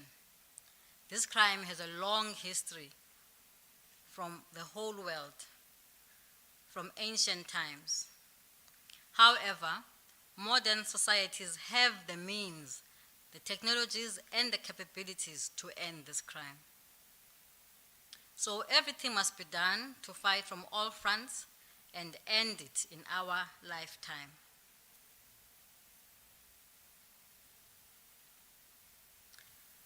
So I'd like to take this moment instead to talk about practical things we can do to help implement some solutions. Last year, the President declared this our second pandemic. We know this because this violence against women is pervasive. It affects women of every class, age, sexuality, race, ability, religion, or other background. All of us know that the main driver of GBV is gender inequality, which operates on many levels, from social and cultural norms to economic and structural injustices. This means that we all have to roll our sleeves and be practical in how we move forward to eradicate GBV. Let me frame my suggestions by making a direct address to President Ramaphosa. I was fortunate to have dinner with him at a fundraising event for the Ramaphosa Foundation in 2017. When I asked him how exactly he was going to end the murder of women, he looked me in the eye and promised that when he became president, he would make sure that each and every government department develops a program against gender-based violence. So we are therefore challenging him and his ministers to treat this pandemic with the rigor and urgency it deserves. We applaud the government for its proactiveness, its responsiveness, and energy in fighting the COVID-19 pandemic. We need that same kind of commitment, responsiveness, and capability that the government has demonstrated against COVID-19, replicated in this war against GBV. The Minister of Health, his deputy, and support entities in the health cluster are on TV every Friday, giving us detailed weekly progress reports on the government's war against COVID. So, if indeed the President accepts that the harming, raping, and killing of people because of their gender is our second pandemic, then we definitely need to hear such detailed weekly reports on TV from the government's GBV cluster, telling us what each department has done, the provincial breakdown, where the sexual offenses courts are located, and how much personnel they have, how many perpetrators have been arrested, how many have been convicted, how many victims have received shelter and counseling, and so on. In the same way that the government has developed an app to notify us if we're in close proximity to someone who is COVID positive, similarly, the government must maximize the use of the government CHAP app and other technologies to victims who must report cases, hotspots, and to track the goings-on in their communities. Mr. President, South Africa must adopt a strategy of zero tolerance against GBV. Having said that, it is the duty of each and every one of us as South Africans to help solve the problems. It is not the government that murders men and women because of their gender. It is people like you and me who exploit both our cultures and the weaknesses in the government's delivery of protection and other services to destroy those we consider weaker than us. Each citizen is thus obliged to be purposeful in helping our government and civil organizations that are committed to ending GBV. However, the reality is we often feel overwhelmed. We feel powerless in the face of these atrocities. What can we do, we ask ourselves. For starters, the family structures and our homes are a good place to teach our youth about gender equality. This is where we must teach our sons how to treat their intimate partners. Secondly, we can speak out and report cases as much as possible. Thirdly, we can put our money where our heart is by giving and donating money and skills to NGOs which focus on fighting GBV. These organizations help orientate and mentor young men. They provide women shelter from abuse and give them skills they can use to participate in the economy more actively. And so we ought to support them. Every rand counts if they are to grow and impact change more effectively and more efficiently. And this last suggestion is directed solely at men. It is premised on the fact that the economic inclusion of women is critical to their independence and self-reliance, and thus necessary to decrease their vulnerability to violence. Therefore, if you are a man and you are a leader in your family, you are a leader in your community or congregation, if you are a teacher or a principal in a school, if you are a soccer or other sport coach, if you are the village chief, the CEO of the company, the director of the organization, if you are a manager or assistant incumbent in any setting, what are you as a man doing to engage those under your care about how to end GBV? How are you upskilling women? How are you supporting women-owned businesses? What bursaries are you providing? What opportunities are you making available for women to better themselves and become economically independent? What are you doing? South Africa, it's time to stop talking and start doing something tangible to save women's lives. What are you doing? I'm challenging you. Do not let Nosicelo die in vain. I thank you.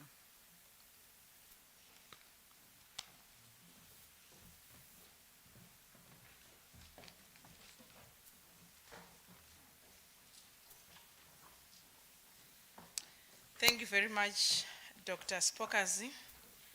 Now that the Deputy Chairperson of Council have said it, I need to kill and it nompatu uyenza a photo of things in the middle of the program. After saying I'm not going to talk.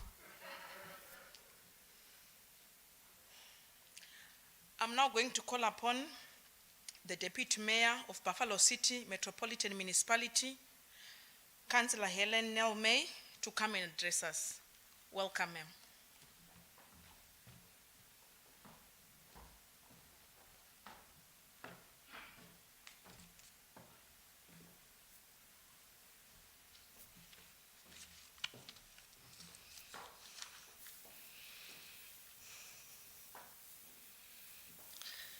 Program Director, let me greet the mother and father of Nosicelo Mtebeni, the entire Mtebeni family, relatives and friends, Deputy Minister of Higher Education, Science and Innovation, MEC of Sport, Recreation, Art and Culture, our Mayor of Matatiele, the Vice Chancellor and leadership from the University of Fort Hare, leadership of government and the Alliance, religious leaders present, non-governmental organizations present, students from the University of Fort Hare, and members of the community, ladies and gentlemen.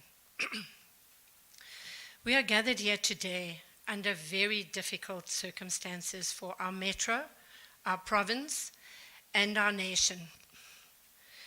We are meeting here as a result of an extremely ununderstandable situation. About a week ago, a young Nosicelo was murdered by her boyfriend, a person that she was supposedly close to and in a romantic relationship with.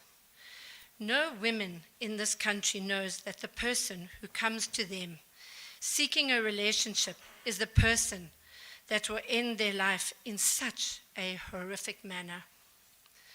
For sure, the friends and classmates of Nosicelo never thought that her life would end in such a brutal manner and that being in a relationship would result in such a sad ending of a purposeful life and in the hands of a man. I'm sure many would agree that the killing of Nosicelo is a sour moment for not only the family, but for the entire nation in the month we are celebrating of Women's Month. We are told that Nosicelo was such an inspiration, coming from Matatiel to realize her vision to becoming an attorney. This shows she was focused and had a vision and worked diligently to get to her final year. The act committed by her murderer is unimaginable, difficult to describe, and difficult to understand. This is a shameful, gruesome act, and I have no words to describe it. The environment in our city and country is that of sadness and mourning due to this act of barbarity by men who are ideally supposed to ensure their safety. It is high time that we realize that we are facing a deadlier global pandemic, the pandemic of femicide perpetrated by men who believe that they have ownership of the woman's body. Violence against women is not about women's behavior, but about how men commodify women. In the memory of Nosicelo, let us find ways of better working together to fight the scourge of gender-based violence and femicide.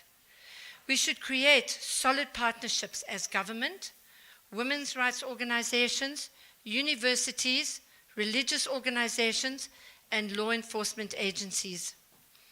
We have already met with the University of Fort Hare earlier this week in an attempt to find ways of collaboration in fighting the prevalence of gender-based violence in our city, and also fighting crime and the proliferation of drugs. Our municipality is open to suggestions and to collaborative acts that will help reclaim our communities from thugs and perverts. This is a fight we cannot afford to lose. This year, the year of Charlotte Maxeke, realizing women's rights. I believe as leaders, it is time for transformation. As government leaders and civil society, we must address issues of gender oppression, patriarchy, sexism, racism, and structural oppression directly, if we want to create a conducive environment that enables women to take control of their lives, as well as ensuring their safety and protection. On behalf of our city, we want to send our condolences to the family of Nosicelo and relatives. Mr. and Mrs. Mtebeni, we feel your pain, and we want to assure you and your daughter, you will always be in our thoughts and prayers. We will do everything in our power to ensure that women do not live in fear, as is the case today. Enough is enough. I thank you.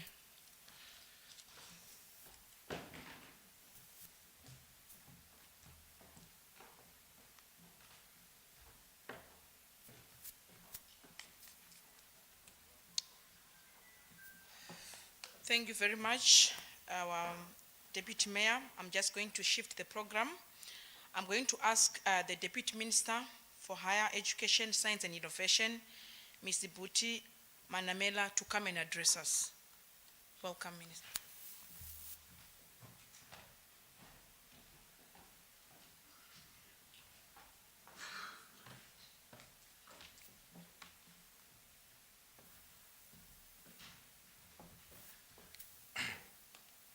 Thank you, Program Director. Let me extend our deepest condolences to the family and friends of Nosicelo, especially her father, Kholisile, and her mother, Ntombizandile. On behalf of our ministry, the minister, and also on behalf of our government, we really want to send these heartfelt condolences to you. And we also want to say to you that this is also our loss, and I think many of the speakers have reflected on how we've been robbed of a future star of this nation. Now and then, the national anger is aroused when attention is brought to the gruesome violence and killing and rape targeted at women. The program director made a remark about how in the streets of social media, the answer is, well, the question is usually asked, what did she do to deserve this? And when this national anger is aroused, we all gather in aghast and collectively join in mourning and condemnation of the perpetrators of such violent act, or rather of the victims of such violent acts. And yet we conveniently forget that collectively as a society, especially we as men, are culpable to this atrocious crime. The list of women, especially students who have lost their lives to the barbarism of men, goes on. We remember Zolile Khumalo of Mangosuthu University was brutally murdered by her boyfriend in May 2018. We also remember Palisa Madiba of the University of Johannesburg, Jesse Hess of CPUT, Precious Ramabulana of Capricorn TVET colleges. And yet the question was asked even then, what is it that they've done to deserve this? And the only common factor between all of this is that they are women. And that those who are killed because of their gender or sexual orientation or sexual preference are precisely killed because they have a vagina. And some of those who are killed because they are gay are killed because they behave like those who have a vagina. And some of those who are killed because of corrective rape, because they are women or lesbian, are killed precisely because they sleep with people who have a vagina. In many cultures, as going through most of this, that families and tribes mourn because women gave birth to a girl, because the preference is that we should have a boy.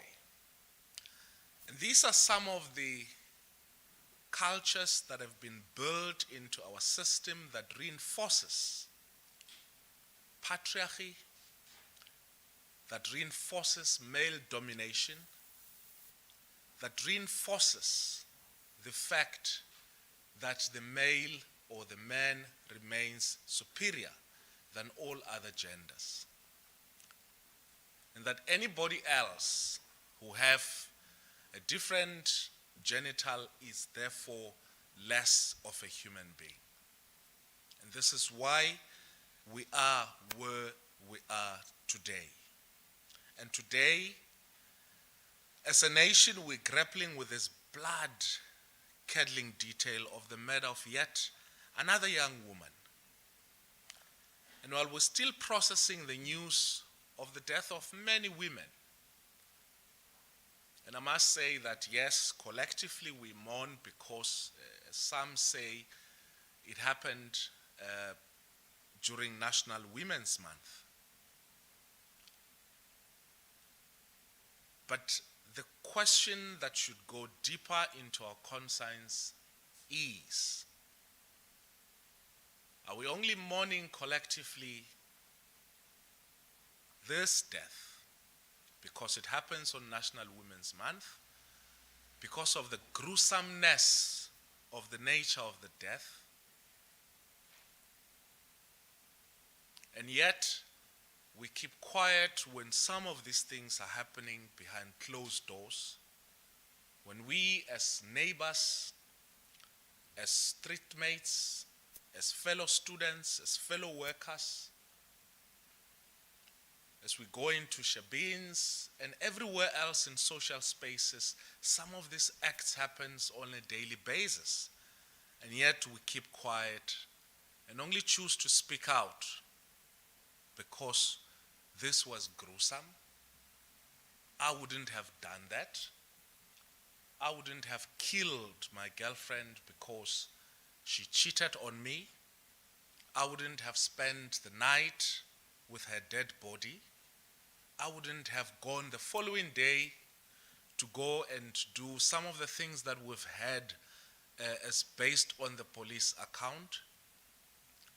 That we want to dissociate ourselves from those acts precisely because we believe that we're more human and more men, and that our exploitation and abuse and neglect and avoiding the fact that women are killed and that we as a society collectively, and particularly we as men, are contributing towards that systemic violence that is targeted against women precisely because they were born with the wrong genitals. And we believe that we're entitled to that.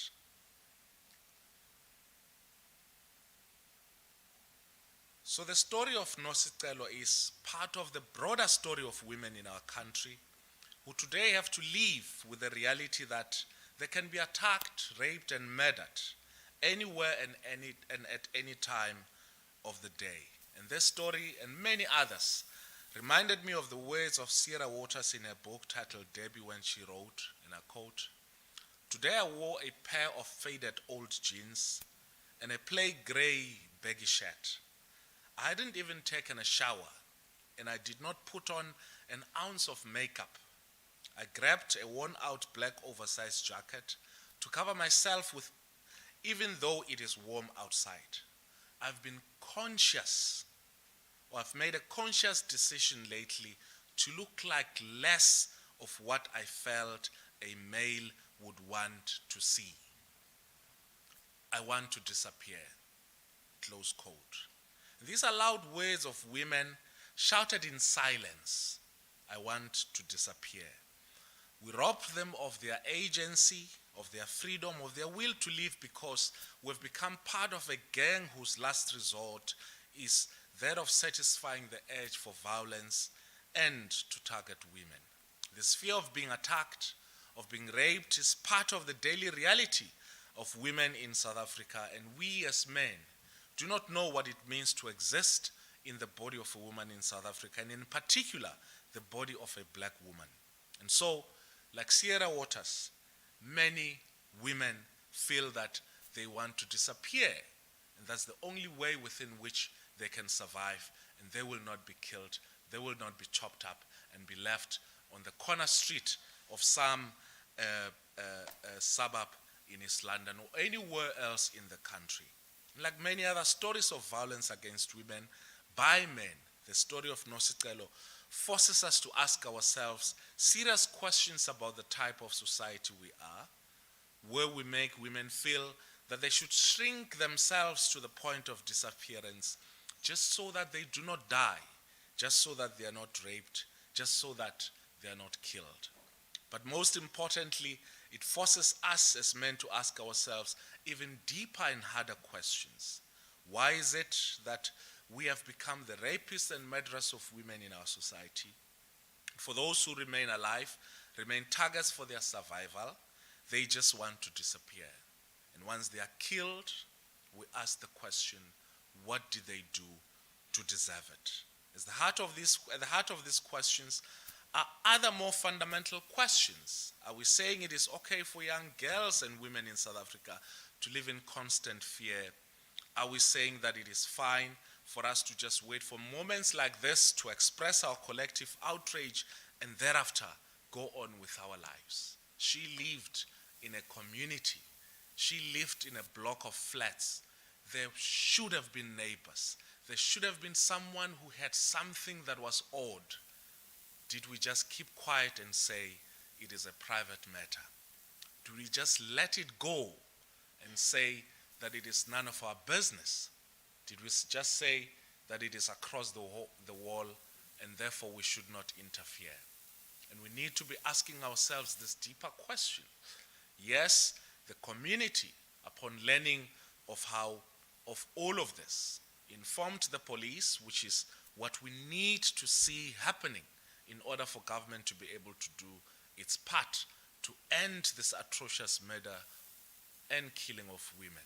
But importantly, collaboration between communities and the police is going to be very, very crucial. As institutions of higher learning, we're part of the broader society. And that which happens out there is, or that which happens in our institution is but a reflection of what happens out there. And violence is going to be the order of the day if we do not deal with it everywhere else outside of our institutions of learning. And that students or young people in general mimic those things that they see out there. That young men and their attitude and their behavior is reinforced firstly by what they see at home, what they hear amongst their friends, and sometimes, in fact, in most instances, what gets reinforced by cultures and traditions, some of them we really need to take a look at.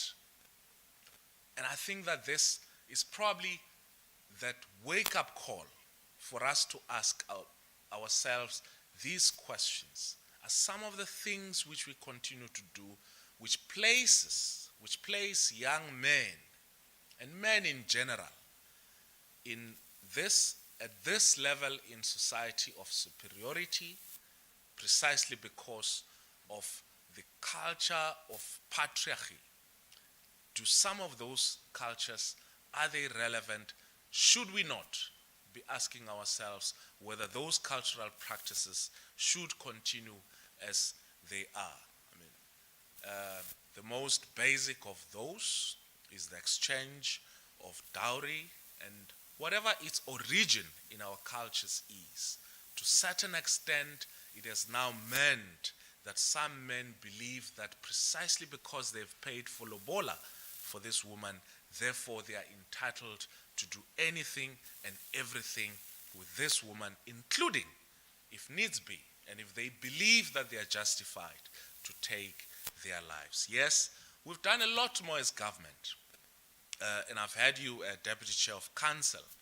We've done more as government in order to ensure that we zoom in on the question of gender-based violence, including introducing a national a national strategic plan, investing resources, establishing regional courts which are specifically targeted at sexual offenses. We've reviewed legislation in this regard to ensure that harsher sentences are directed to those who commit sexual offenses. But it is not enough, or it is not only about setting up these institutions. It is about challenging the behavior which has become accepted. It is about ensuring that we collectively as a society systematically deal with the problem of patriarchy, for instance, that we systematically deal with the whole issue of gender-based violence, and that we begin to deconscientize, particularly men in our society, and deal with all of these issues around entitlement and all of that, which are as a result, or which as a result leads to the killing of women in our society. In a conclusion, I know Profs asked me if I can speak for 10 minutes. Yes, I can, even lesser. But in conclusion, Prof, we really want to applaud what the university has done. Firstly, in giving the necessary support to the family. And secondly, the kind of responses to the public that we've given. We understand that you've been under tremendous pressure as a university, particularly because of some of the misinformation that has gone out in terms of the role of the institution and the circumstances around the murdering of Nosicelo. We really want to applaud you and your team for what you've done. And we also really want to applaud the community who collaborated with the police. We want to applaud everyone who's played a role, particularly also including the provincial government for the role that they've played in helping us to respond to this particular incident. Our attitude, over and above the policies and programs that we have put in place, our attitude has to be zero tolerance towards gender-based violence. We have to ensure that no student is killed in our campuses because their biggest crime is that they have a vagina. Our attitude must be that of zero tolerance towards gender-based violence in our society in general.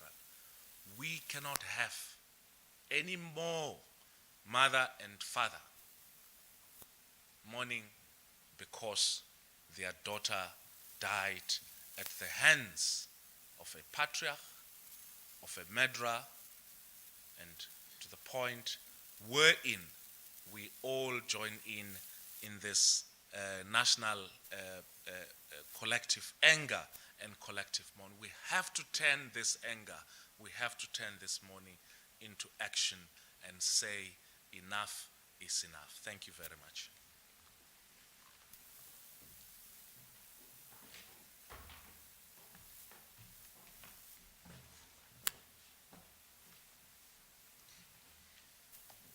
Thank you very much, Deputy Minister, for those words of comfort.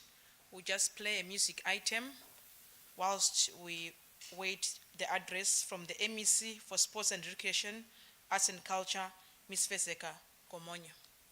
Can we have the music item, please? Thank you.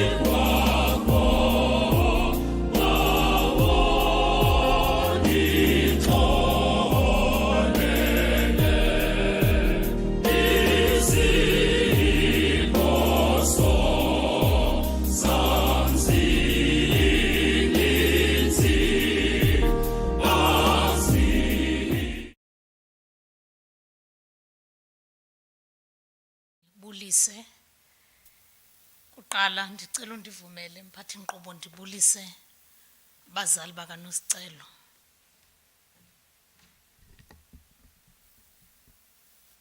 Enkosi kakhulu. Cela undivumele mphathi nkqubo ndibulise kuqala abazali bakaNosicelo. Mama Jiyana wakwaDontsa, noNkongilele, notata uMlambo, nazo zonke izizalwane zikaNosicelo ezikhoyo apha phakathi kwethu. Ndibulise Deputy Minister osanda ukuhamba of Higher Education, Science and Innovation. Ndibulise osodolophu abakhoyo, usekela sodolophu waseBuffalo City kwakunye nosodolophu waseMatatiyeli. Ndibulise Deputy Chairperson we-Council yase-College, University of Fort Hare, kwakunye no-Vice Chancellor ne-Management yonke yase-University of Fort Hare, abafundi ne-convocation, abafundi ngokhokhelwa yi-SRC. Ndibulisa bonke abantu abasibukeleyo kumakhasi zonxibelelwano, ndibulise nesifundisi. Ngemini ezinjena siye sibhideke siyiloze ngenxa yokudandatheka. Ndithetha ke emva ko-Deputy Minister nobethetha egameni likarhulumente, kodwa akuvumi ukuba ndithule. Kuqala ndivumele Program Director egameni lenkulu baphathiswa eliphondo, Oscar Mabuyane, norhulumente wonke weliphondo, kwakunye nabantu beliphondo laseMpuma Kapa bandithi ngxe kusapho lakwaMtebeni, ngxe kwi-community yakwaNokholeji, ndithi ngxe community yaseMatatiyela apho uNosicelo akhulele khona. Mhlawumbi bangaba bendingelilo inina elizithatha njengosiso omdala kaNosicelo nomfazi ozela abantwana bangamantombazana, bendingazuthetha apha namhlanje. Kuba uDeputy Minister Bhuti selemthethela urhulumente, kodwa kuvumi ndithi cwaka, kuba ngaphambi kwami bekuthetha indoda. Sidandathekile, sinemisindo. Namhlanje sizile uzocuntsula inhlungu kwifamily yakwaMtebeni. Ba inhlungu enivayo, inhlungu eviwa sisizwe sonke. Ngicela nindixolela ndizokwazi ukukhumsha. Traditionally umuntu xa ezothetha apha ngaphambili ulungisa intetho Vice Chancellor ayibhale phansi. Kodwa kuqhekeke ukusa namhlanje ndingakwazi uwabhala amagama ndidibanise ukuba ndizawufike ndithini apha. Ayikuko into bana andikwazi uthetha, kodwa kungenxa yenhlungu esizibona siphansi kwayo. Sinomsindo and ndiyacinga into bana izithethe ezingaphambi kwam zichazile into bana umsindo esinawo akufanelanga siwujolise omnye komnye. Ela ilo xesha lokuba sikhombane sixekane. Kodwa umsindo wethu sonke simele ukuwujolisa kwizenzo ezithe gqolo ukusidandathekisa. Zenze ezithe gqolo ukusehlela imihla nezolo. Ezinya kuthethwa ngazo kuba zenziwa ngamadoda azibiza ngokuba angotata ebantwaneni bawo. Namhlanje sithe khunubembe sililizwe sonke kuba silahlekelwe inzwakazi ebiseze ngoluso ezweni. Inzwakazi ebenikamva eliqaqambileyo. Andikwazi uyicinga uMaDontsa inhlungu ophansi kwayo. Kodwa ndiyafuna ukuthi kuwe akukho nto ubunoyenza ukusindisa uNosicelo ukuba angasweleki. Ndiyafuna ukutsho kuwe Jiyana ukuba njengotata ongumzali ayikho into ongayenzanga ukukhulisa uNosicelo, kwaye akukho apho nifeyile khona njengabazali. Naye ubengenokwazi ukuzisindisa. Izithethe ezithethe ngaphambi kwam sele zichazile ukuba inkulu lento sijongene nayo. Eyona nto indenza umsindo kakhulu kukuba imihla nezolo amadoda ajonge ecaleni. Amadoda ayaqhubekeka ahlale nezidlwengu nababulali angathethi into. The least some of these men say is not in my name. Ngelinye ixesha sikhomba kurhulumente, sithi urhulumente ufanele uba enze ngcono ukukhusela amanini. Akekho urhulumente onganepolisa elingangena endlini umzi nomzi likhusela umuntu ongumama. Abantu abangomama nabangabantwana abangamantombazana, ubomi babo buthathwa ngabantu abafanele uba bayabakhusela. Buthathwa ngabantu abathi bayabathanda. Imibuzo mininzi esizibuza yona, senzeni? Singabafazi simachile. Senzi hashtags sathandaza. Sanxiba izinto apha uDeputy Minister athi siyazogquma ngazo ukuze singabonwa. Kodwa loo nto ayisincedisi. For the longest time we are expected as women to defend ourselves. Some are even calling for us to learn i-defense tactics. Masiyofunda ikarati, masenzele. Amadoda adenzeni wona. Kutheni le nto iluxanduva lwethu singomama ukuba ngabana masizikhusele, senze ntoni? Kutheni singenalungelo lokuphila ngokukhululekileyo? uNosicelo khangaye phaa phandle esitratweni ukuze adibane nombulali wakhe. Ubesendlwini. Inyanga nenyanga simaphambi kwamadoda siwacenga siwabongoza singamanini ukuba siyekeni kwanele. Izolo besisithi kwanele ngo-Uyinene Mrhwetyana, ngo-Xhakasa nabanye. Uminister wezamapolisa 4 days ago released statistics.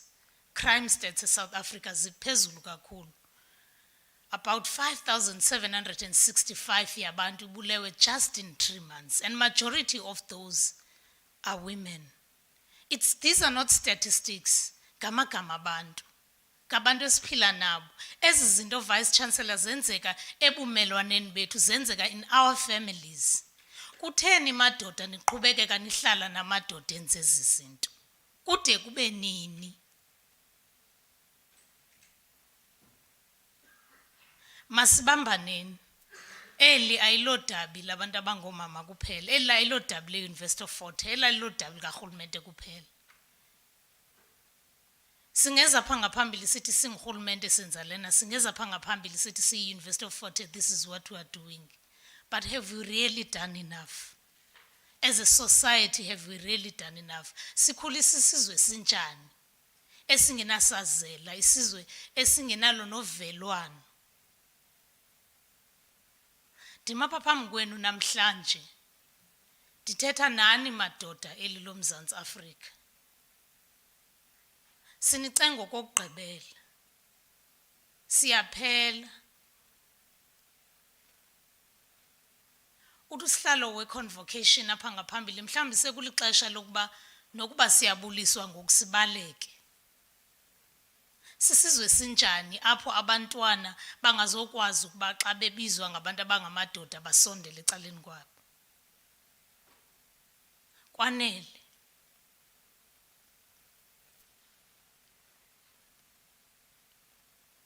Xa ndizawuhlala phansi ndiyabawela ukushiya amazwi.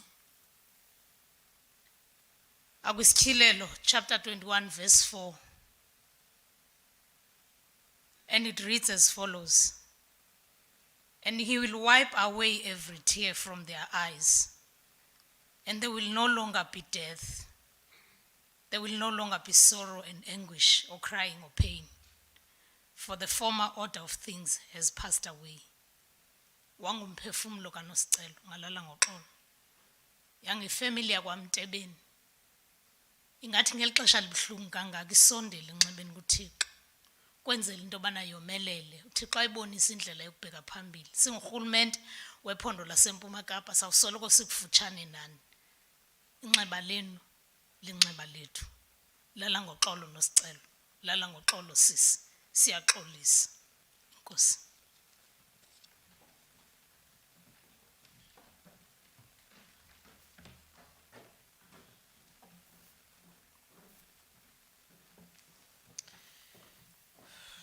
Thank you very much, Sis Fezeka, for the words of encouragement. I can imagine in every woman's mind, the question is, who is next? I'm now going to call upon Reverend Spokas Martini to give us the sermon. You may give us a music item whilst the Reverend is coming to the podium. Thank you.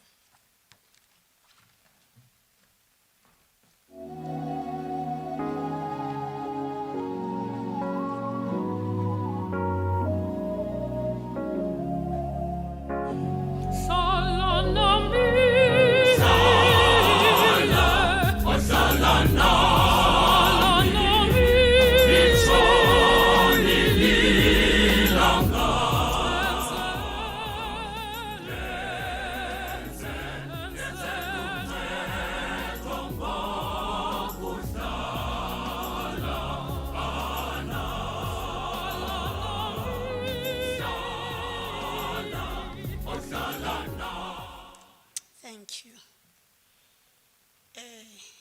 Ndivumeleni bethuna. Ndithi ngolwimi lwenkobe. Nqanga neentsiba zawo. Ndiyabulisa ndingacalulanga bathi ngelwimi lasemzini all protocol observed. Udadewethu osuka kule ndawo uwenze walula umsebenzi wami kakhulu. Family yasekhaya badla ngokuthi abantu abadala xa bethetha inyongo iyaselwa nobuyarharha. Athi umuntu oliciko lokuthetha futhi nobungayigalela ixamba leswekile inyongo ayisoze ibe sweet. Sime apha namhlanje, I am asking myself as I am sitting down uba out of all the ministers, Mfundisi uNtshingwa, why me? Why a female clergy? Ngoba ingqondo yam ndithathe ndibeke ezihlangwini zikaNosicelo zoba nam I am not safe. Akukho guarantee yoba xa ndiphuma apha mfundisi ndibuyela eKing Williamstown I will make my way back home. Ngoba isono kukuba ngumuntu obhinqileyo. Kodwa uthi umbhali family yasekhaya sithini na ke kwezi zinto? UbuThixo ungakuthi kubani ongasichasayo? Mhlambi ngela xesha lomfane bethatha ubomi bukaNosicelo becimba ugqibile. Kanti uThixo uqala ipage entsha yobomi benu nobobomi bomntwana wenu. Sifuna ukuthi kuni family yasekhaya ngxe xolweni. Siyaxolisa kakhulu. Uba ibikhona indlela ngesithe noko ubomi bukaNosicelo mabube kanti busaphila. I am only going to read few verses from the Gospel of John, chapter 6, for the benefit of those abangazundiva xa ndithethayo. I will read in English. Verse 63. It is the spirit that gives life. The flesh is useless. The words that I have spoken to you are spirit and life. But among you, there are some who do not believe. Verse 67. So Jesus asked the 12, do you also wish to go away? Simon Peter answered him, Lord, to whom can we go? You have the words of eternal life. We have come to believe and know that you are the Holy One of God. Therefore, may I speak in the name of God the Father, Son, and the Holy Spirit. Amen. Uyabuza uYesu apha family yasekhaya kubafundi bakhe. Emveni koba kwivesi ezingaphambili ebethe uYesu ndisisonka sobomi. Therefore, lowo uyidlayo inyama yam alisele igazi lam uyawuba nobomi obungunaphakade. But because abantu basoloko Vice Chancellor bekhangela into negative out of something positive. Bayabuza kuYesu into oba lo muntu uthetha kanjani uba if we eat his flesh and drink his blood, then we will have eternal life. Atu Yesu, because we have understand abantu into oba bameleze babe confused futhi bangaqondi kodwa ingxaki kaYesu abantu ebesoloko ehamba nabo uyababona into oba nabo banentandabuzo ezinhlizweni zabo. Therefore, ubuyela kubafundi bakho uyababuza intoba, nani nifuna ukundishiyana? Uthi uPetrosi, Nkosi singasuka siyephi? Singasuka siye kubani kweli lizwe likhohlakele kangaka? Ngoba onke amazwi okuphila afumaneka kuwe. Ngalamini ibingena i-call family yasekhaya isithi uNosicelo is no more. Kuye kwaphela ubuxoki, kwaphela inyani, nama in the middle anayazi noba manibheke ngaphi. Kodwa namhlanje sizowubuyisa umqondo, sizowuthi nakule meko nikuyo amazwi okuphila afumaneka kuYesu waseNazaretha. Oyimbangi nomgqibelelisi wokholo lwethu. Futhi akakhathaliseki noba njengebebuza uba nani nifuna undishiyana, banganishiya abantu. Bese kutshiwo kule ndawo kwathiwa mhlawumbi emveni kwale memorial service, emveni kwesingcwabo sikaNosicelo, we will forget about izinto ezininzi ngoba ubomi buyaqhubeka. Kodwa sizowuthi kuni family yasekhaya, uThixo onibizileyo akasoze anilahle futhi akasoze anishiye, soze aniyekele. Kumzi wase-Fort Hare University, uthi uJohn Silkin xa ebhala in one of his poetry, athi, I have seen stones, I have seen brick, I have seen a house, but this house was made up of neither brick nor stone, but a house of flesh and blood. A blood with flesh of stone and bricks for blood. Ngela xesha lamfana ebesenza all this act etyakatya amathambo omzimba kaNosicelo, mhlambe enhlizweni yakhe ucinga le nto ebeyisebenzisa ubhubha uqhawulile itye. Kodwa the fact of the matter, eli litye belaphula is made of flesh and blood. Le athu Yesu namhlanje, uba nithi niyidla inyama yam, nilisele igazi lam, niyawufumana ubomi obungunaphakade. Athatha omnye umbhali xa ebhala family yasekhaya nabantu bonke abalapha, it is okay not to be okay.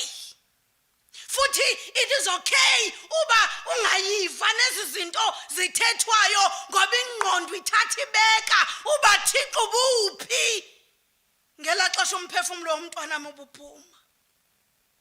Funa ukuthi kuni family yasekhaya, God was there. The fact that nina niyazi ba namhlanje uNosicelo ubhubhile ngoba isimo amke ngaso emhlabeni sine potential yoba ebenolahlwa naphina kungabikho even a trace of her bones. Kodwa uThixo wathumela abantu njengoba bese kutshiwo kule ndawo, bachaza uba simbonile umuntu eyilahla suitcase, ubomi bomuntu bareducewa to impahla ngoba into ethwala isuitcase impahla. Nimele ke for that nimbulela uThixo ngoba ebenakho uNosicelo yokulahlwa elwandle, nicimba umntana usesesikolweni kanti akasekho kweli limiweyo. Thethwa nge-statistics here, kukho abazali nabantu kumakhaya who are still moaning and crying bekhangela abantu babo bengade babafumana. kodwa uThixo wanenzela inceba. Wathi ngeke ndithi seniviswe kabuhlungu kangaka ndiphinde ndivumele intoba ithambo lomntwana wenu ningaliboni apho libekwe khona. Axolisa ngenye imini uYesu efika kulo Lazaro esithi nimbekephi. Uthi xa efika kuye Lazaro phuma engcwabeni ngoba kuYesu kukhona amazwi okuphila. Family yasekhaya le imeko umuntu angathi xa eyijongile athi kukhona isidumbu kwelikhaya siyawuphuma ngenxa yenhliziyo ebuhlungu emveni kwalomngcwabo, kodwa we declare egameni likaYesu waseNazarethe you will live.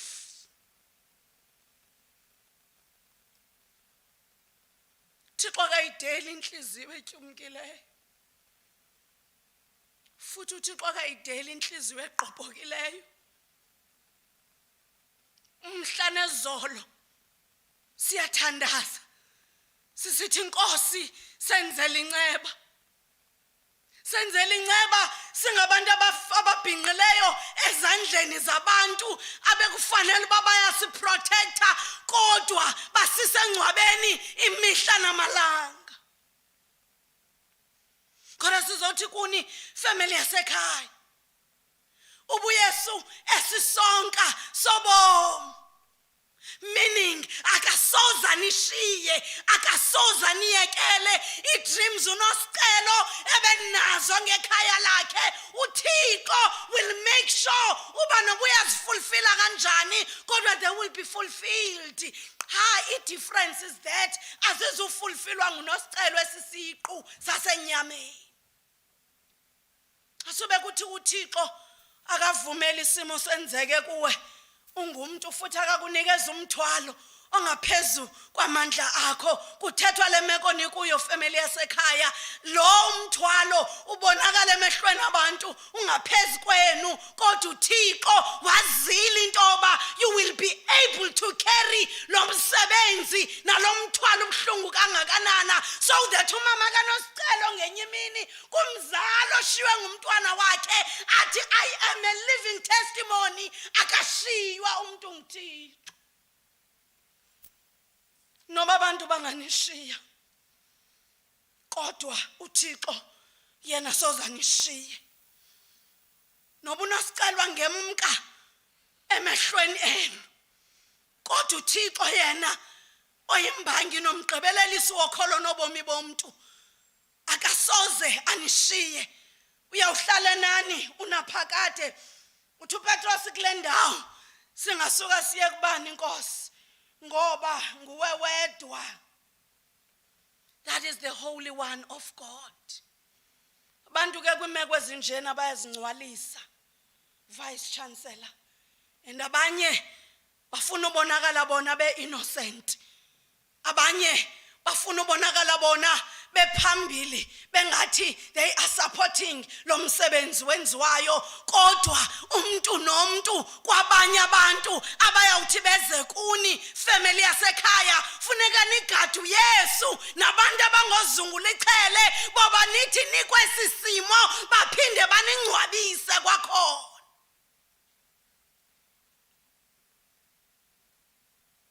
Futhi we condemn kwimeko ezinjena nophina umuntu who don't allow the family to mourn and grieve in their own way. Ngoba ngoku sidilishana nemeko yobuntu bukaNosicelo bugcwele social media yonke, and whoever did that never thought of ifamily iva kanjani. Kodwa sifuna ukuthi kuni there's God in heaven who his promises are yes and amen, who ubomi bukaNosicelo ebesenza final year yakhe ezawuphangelela phucula imeko yekhaya lakhe. Bangathi abantu xa bebukele napha elalini apho nisuka khona bejongile kusithiwa besicinga ba lo mntwana kuyawuba khona igalelo alenzayo ekhayeni lakhe. Noba kunjalo family yasekhaya ukhona uThixo. futhi uYesu uthi ngenye imini xa ndizawuhlala phansi kwintombazana equleni ekwakubonakala kuyo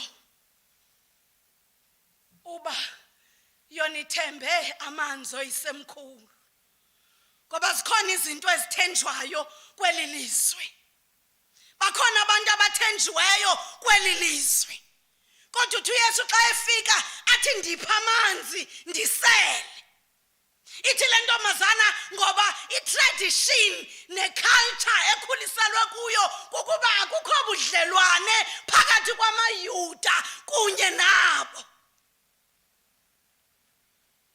uthi uYesu ubusazi ububa ningubani lo uthi kuwe ndipha amanzi ndisele ubunge ungacela kuye amanzi akukuphila ngoba uyabuya uze kweliqula wawuncane kanti mina amanzi endinokunikeza wona ngamanzi anokuphila athi omnye umuntu xa ecula athi ophuzayo kulamanzi akasayi koma naphakade siyavuma phela emqaleni siyavuma kukho nobuciko bokuthetha kodwa ayikho enye into esizokuyi-introducer apha sizokuyi-introducer uYesu sisonke sobomi xa nibala iminyaka nisithi ngoku njengoba silala ngamanzi eswekile ubunesicelo besaphila umntwana wethu ungephangela ukhona uThixo ozizinto zonke ebomini bomntu athi lo mbhali singasuka siyephi xa sinosuka kumka simke kuwe ngoba onke amazwi okuphila afumaneka kuwe sizawuthethwa ke intetho ngentetho kodwa amazwi okuphila afumaneka kwinkosi uYesu sokuthe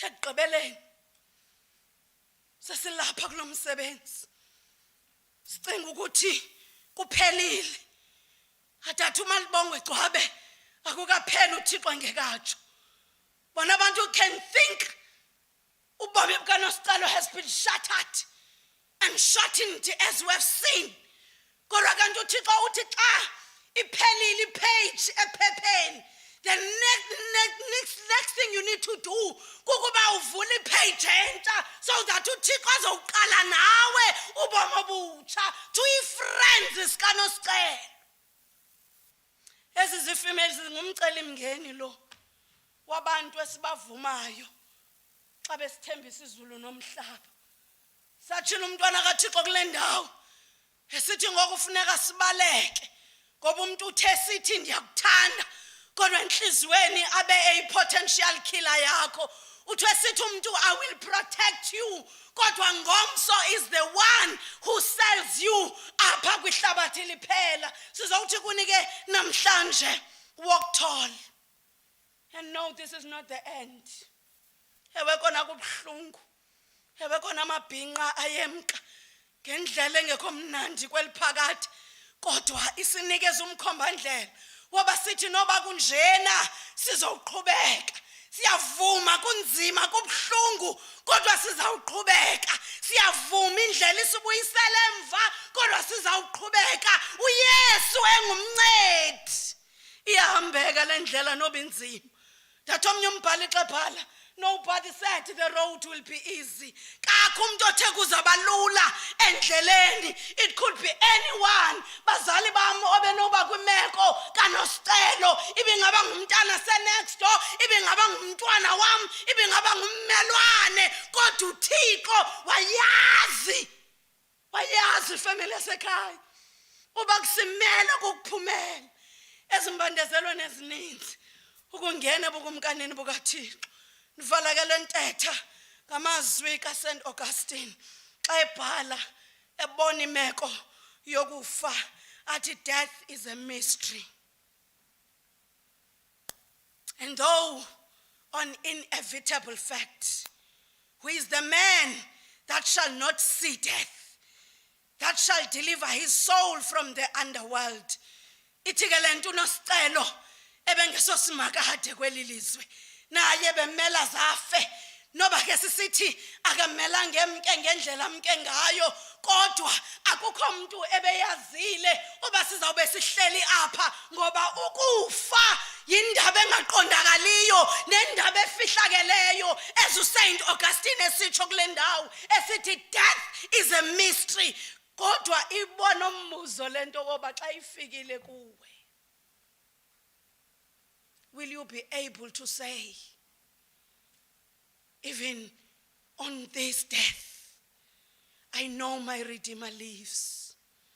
I know God of yesterday and God of today and forever will stand with me eternally. Ilando kathatha omnye umbhali xebhala who does not feel sad when looking at a body which had formerly drawn its life from the soul, but is now lifeless since the soul has been taken away from this world. Kwenziwe njalo ngobomi bukaNosicelo. Uthe umntwana esakhabalaza, esazama ukuphila, ubomi bakhe banqanyulwa.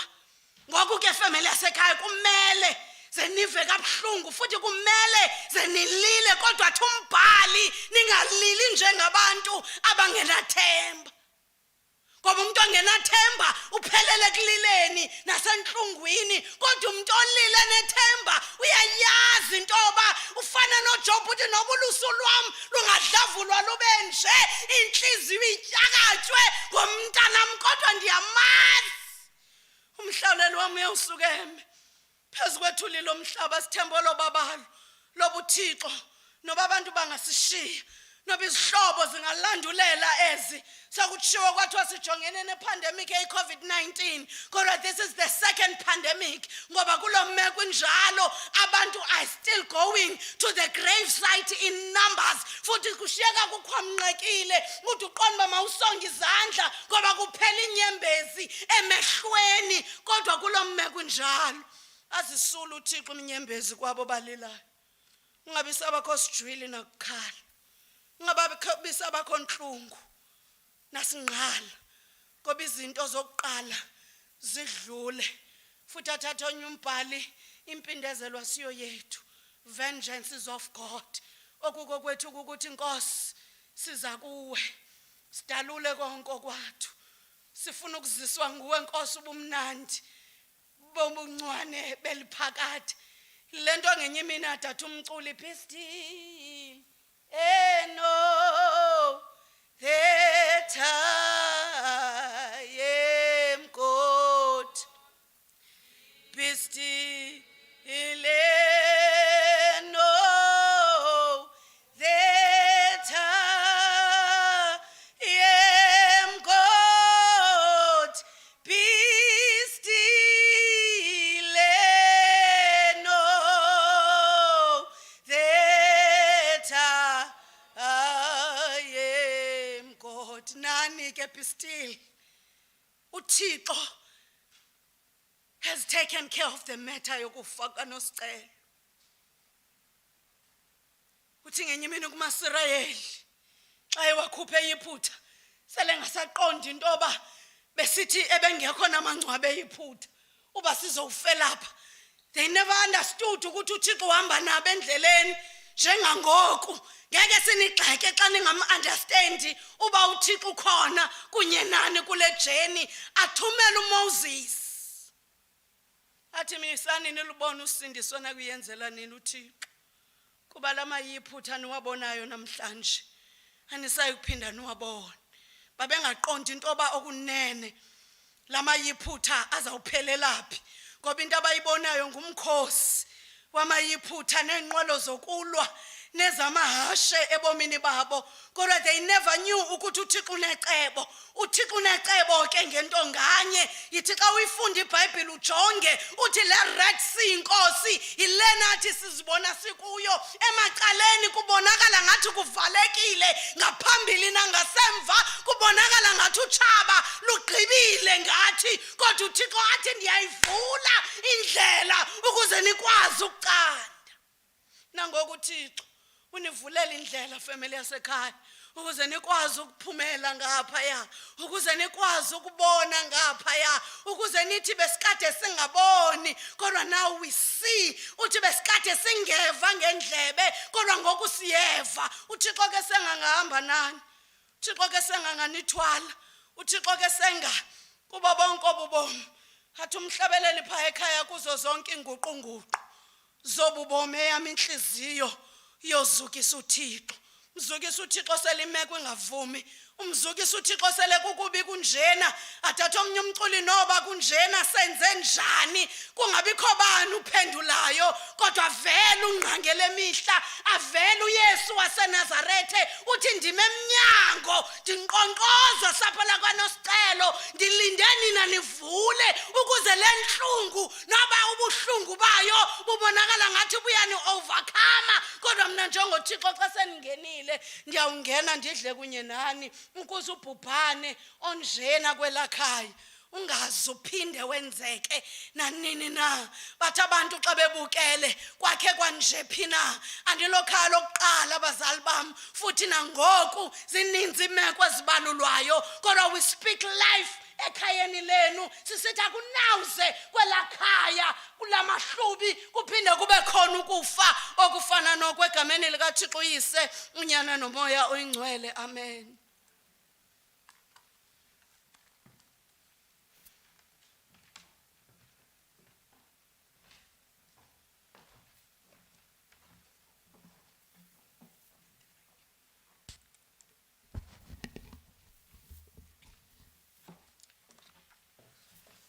Thank you very much to Reverend Spokas Martini. Even the word of God in Genesis, when Cain killed Abel, the blood of Abel cried to God. The same way the blood of Abel cried to God, the blood of Nosicelo must also cry for justice to prevail. I'm now going to call a family representative, Ms. Nomvula Beauty Gushe, to give us some words. Whilst the family member is coming, may I ask to have a music item? Thank you.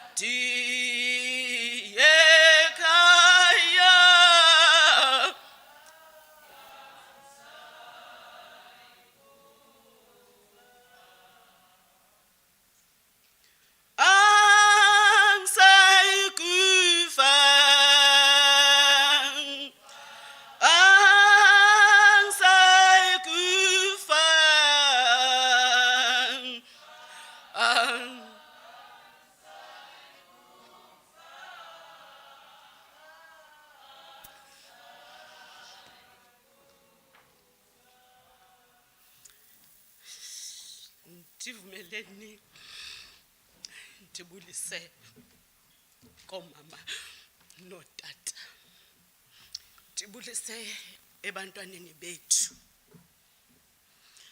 ngelihle igama lenkosi yam uYesu Kristu nomsindisi wam. Amen. We were in the dark valley of death. But now, we are no longer in the dark valley of death. Because God is with us. He will never leave nor forsake us. We fear no harm. God's rod and staff gave us courage. Bomama no tata. uThixo uyazibonakalisa ngendlela akazibonakalisa ngayo. Kwaye uYehova uThixo akaveli avele esisiqu. Uzibonakalisa ezimpilweni zethu ngezenzo kuze kubonakala ukuthi uThixo uyaphila ngokuthi angene ebantwini bakhe asebenzise bona ukuze lowo usengxakini abone ukuthi uYehova uThixo ukho, uYehova uThixo uyaphila. We were afraid and intimidated. But now, we are no longer afraid. And we are no longer intimidated. God is with us. God strengthened us. God helped us. God gave us support with his righteous hand. Kubenjalo ke nakubantu esiphila nabo. Babonisile ukuthi Yehova uThixo uyaphila kubo. Basisupport kangangoko benako siyifamily yakwaMtebeni. Basisupport ukusuka sifumana lo mphanga. Basisupport endleleni abantu bakaYehova uThixo sisiza eEast London sisuka eMatatiyeli. Babonakalisa uba uThixo uyaphila kubo kwaye uThixo uzibonakalisa kuthi ngabo. So God is with us. We are no longer afraid. God strengthened us. You also strengthened us. God helped us. You also helped us. God supported us with his righteous hand. You also supported us with your righteous hand. Ndisa umbulelo ongazenzisiyo kwi-University of Fort Hare. Ndisa umbulelo nabantu bakwaMtebeni ngongazenzisiyo kumapolisa ase East London. Ndisa umbulelo ongazenzisiyo sisa umbulelo ongazenzisiyo kumasipala wase East London. Sibulela ngokungazenzisiyo kwiSouth Africa yonke iphela.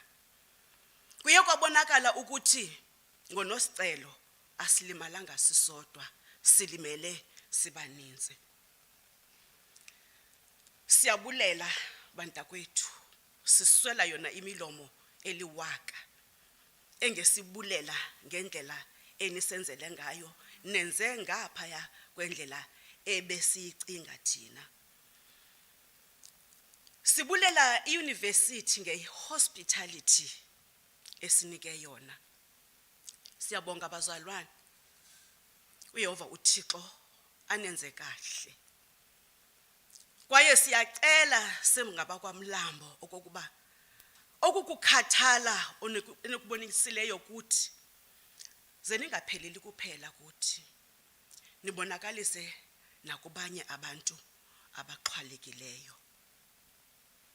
Siyabulela, siyabulela, siyabulela, siyabulela. May God bless you. Thank you.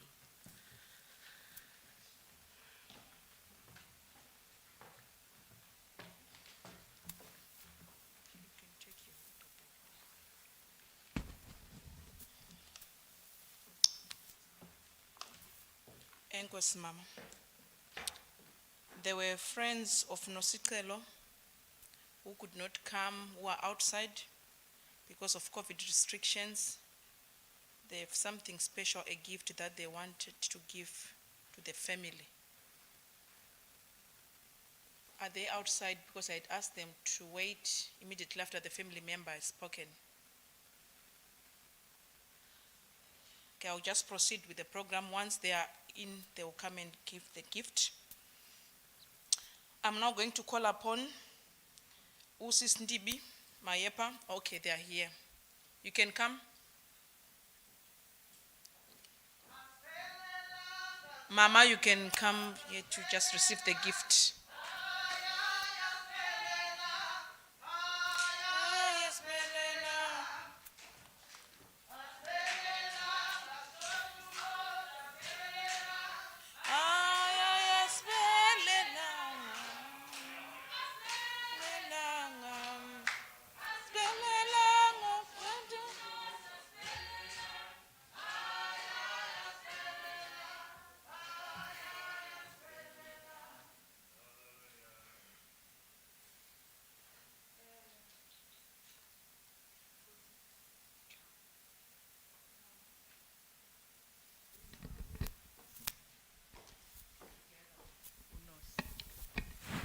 This is our naughtiness together with her when sees the law students. Sibhlungu, siyakhala. Into yethu ithi besingafanelanga basinxiba black sizawumona ukuhamba kukaNosi. Bekufanele basinxiba mnyama as candidate attorneys. Sifumana imisebenzi. Kodwa nevertheless isilapha. We promise uNosi nawe mama ukuthi we will carry the baton forward. We won't let go. Sizawuqhubekeka as law students. Amaphupha wakhe sizawuqinisekisa ukuthi asilahli itawuli. Sizawuqinisekisa. We love you.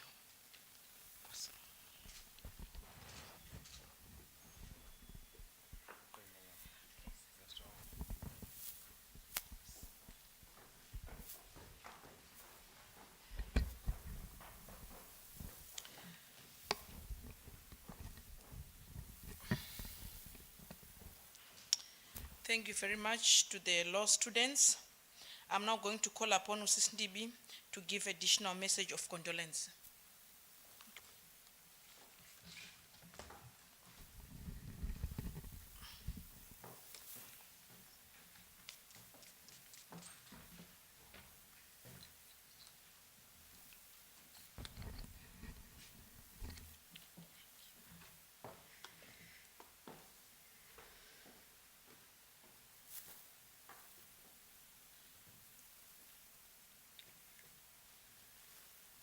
We have more messages that we'd like to read.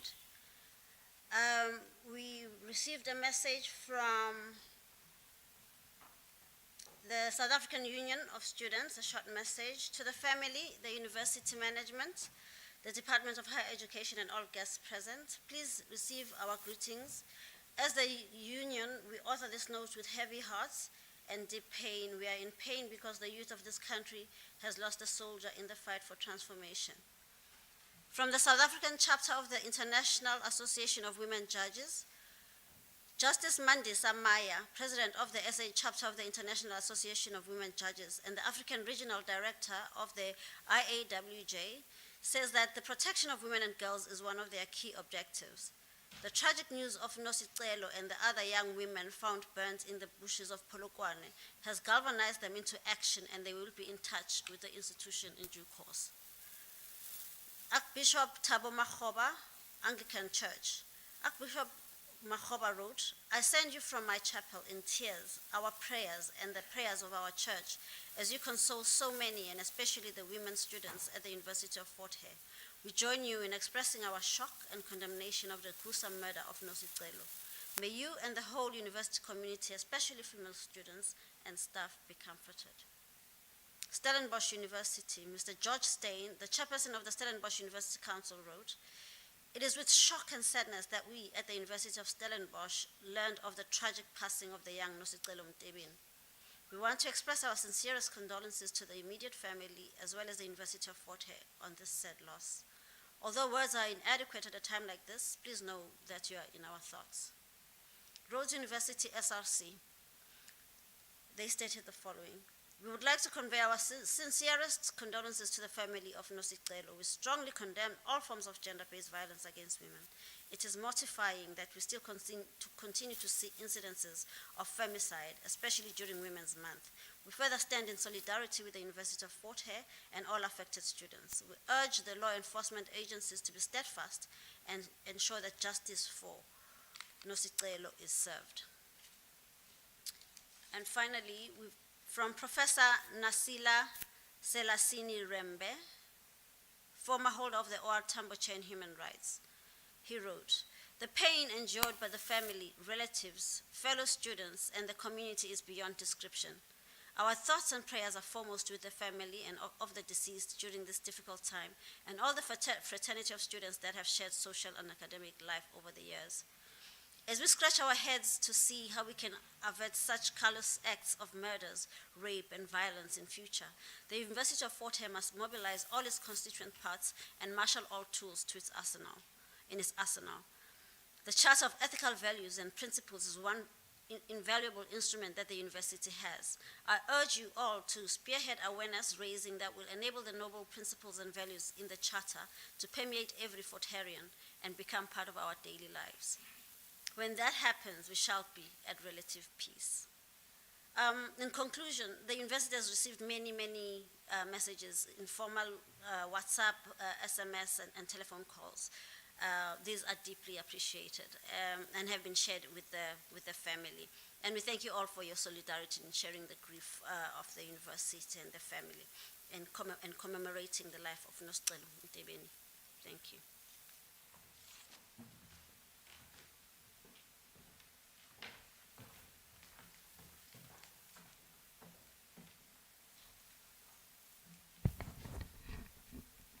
Thank you once again, Sis Ndibi.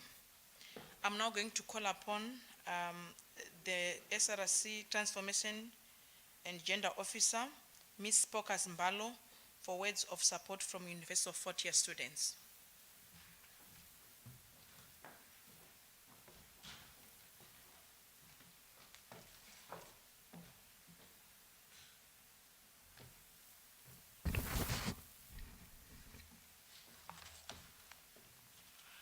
Thank you to the program director. Let me take this opportunity and greet our VC, the MEC of the institution, staff, and a special greetings to the Mtebeni family. Please allow me to say all protocol observed. Under normal circumstances, given a platform like this, I would be expected to say many things, but for today, I will not. I would like to pass my sincere condolences to the Mtebeni family, to the students of Fort Hare, to the law students, to the whole community of Fort Hare, and to the entire nation, because the death of Nosicelo traumatized us all. Before President Ramaphosa declared GBV to be a pandemic, Nosicelo has already identified GBV to be a pandemic in 2019. She wrote on her status on Facebook on the 2nd of September 2019. I will quote her exact words. "If you have a vagina and you live in South Africa, make sure you are armed. Have a knife or a pepper spray all the time, because you might be the next victim of rape." It's so sad that she only anticipated rape, but did not think that she could be killed to a point of being dismembered. Dear Nosicelo, May your spirit be with us in this war that we're about to begin. As activists against gender-based violence, we will not stop, we will fight, and your spirit will carry us. We are saying no to GBV and femicide. We are calling to the government and the justice system to create a safe space for us as women and as queer community. Nosicelo's death came when me and my colleague, the Transformation and Gender of Alice Campus, we were planning to have a program, and we were planning to name it An Open Letter to Men. This platform was going to be given to our young South African women to tell men that we are not Imbokodo. The women of our generation, we are not Imbokodo. We are human, we have breath, we have blood, we feel pain. So stop treating us like Imbokodo, because we feel pain. This whole thing doesn't make sense. The entire week I have been trying to think about it, to try to process it, but I'm defeated. I had words that I wanted to say, but at this point, I feel weak. But UNosicelo did not die. She multiplied. We will carry on and make sure that her spirit lives longer. Long live to the spirit of Nosicelo. Thank you.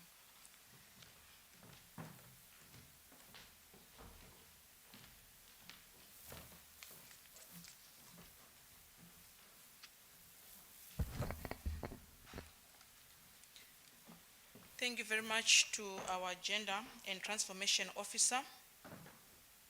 For every woman who feels abused, you may feel that you are trapped, maybe you are afraid, maybe you are sad, you are angry, and you are shocked.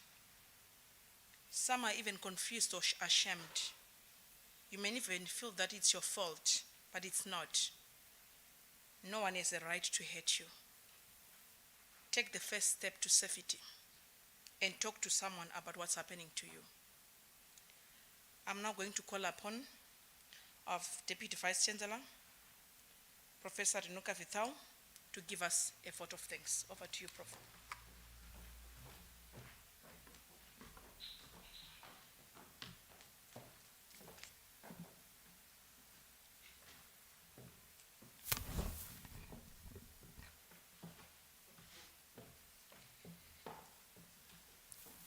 Thank you for sharing today with us. As I reflect on the words that have been said today and in these last few days, Nosicelo would have brought us together in a year's time for her graduation. And I remember that with great sadness.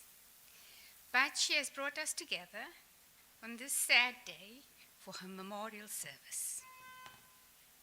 I want to, first of all, thank her family for allowing us to share this service with her, with the university community and all of South Africa at this very difficult and sad time.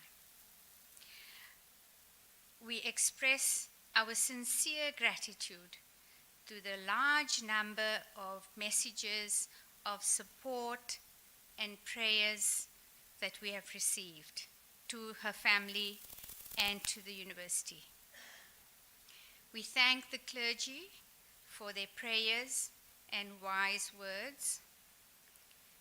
We thank the Faculty of Law, the Dean, the staff, and the students. We thank the Department of Higher Education, Science and Innovation, the Minister, and especially the Deputy Minister for being able to join us for this morning and for his words of support. We thank the Eastern Cape province, the local government and provincial government, and the leadership that were present, the Buffalo City Deputy Mayor, the MEC for Sport and Recreation and Culture. We thank the Vice Chancellor, members of the executive, and all the staff and students of the university for their support and for all the words of comfort and prayers that they have provided. In particular, the SRC and the members of the SRC that have addressed us today, the convocation and the president of convocation and the initiatives that they are planning, we welcome those. And then the GBV task team that has been leading us in action on this very important issue. And finally, I would like to thank the program director for the leadership in taking us through the program this morning. And of course, a function like this always requires the effort of a large number of staff in the university, in particular institutional advancement, and the many departments, including the department that is housed in this building. Ladies and gentlemen, we thank you very much for taking the time, for spending this morning with us, and we appreciate not only the words, but also the commitment to work together to rid us of the scourge of gender-based violence. Thank you.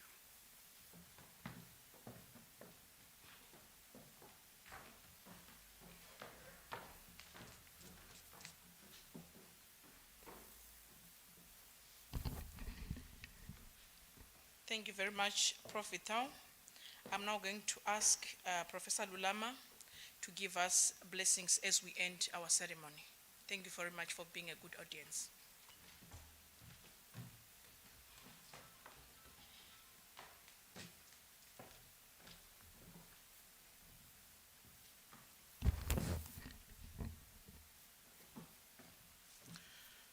Sithini na kwezi zinto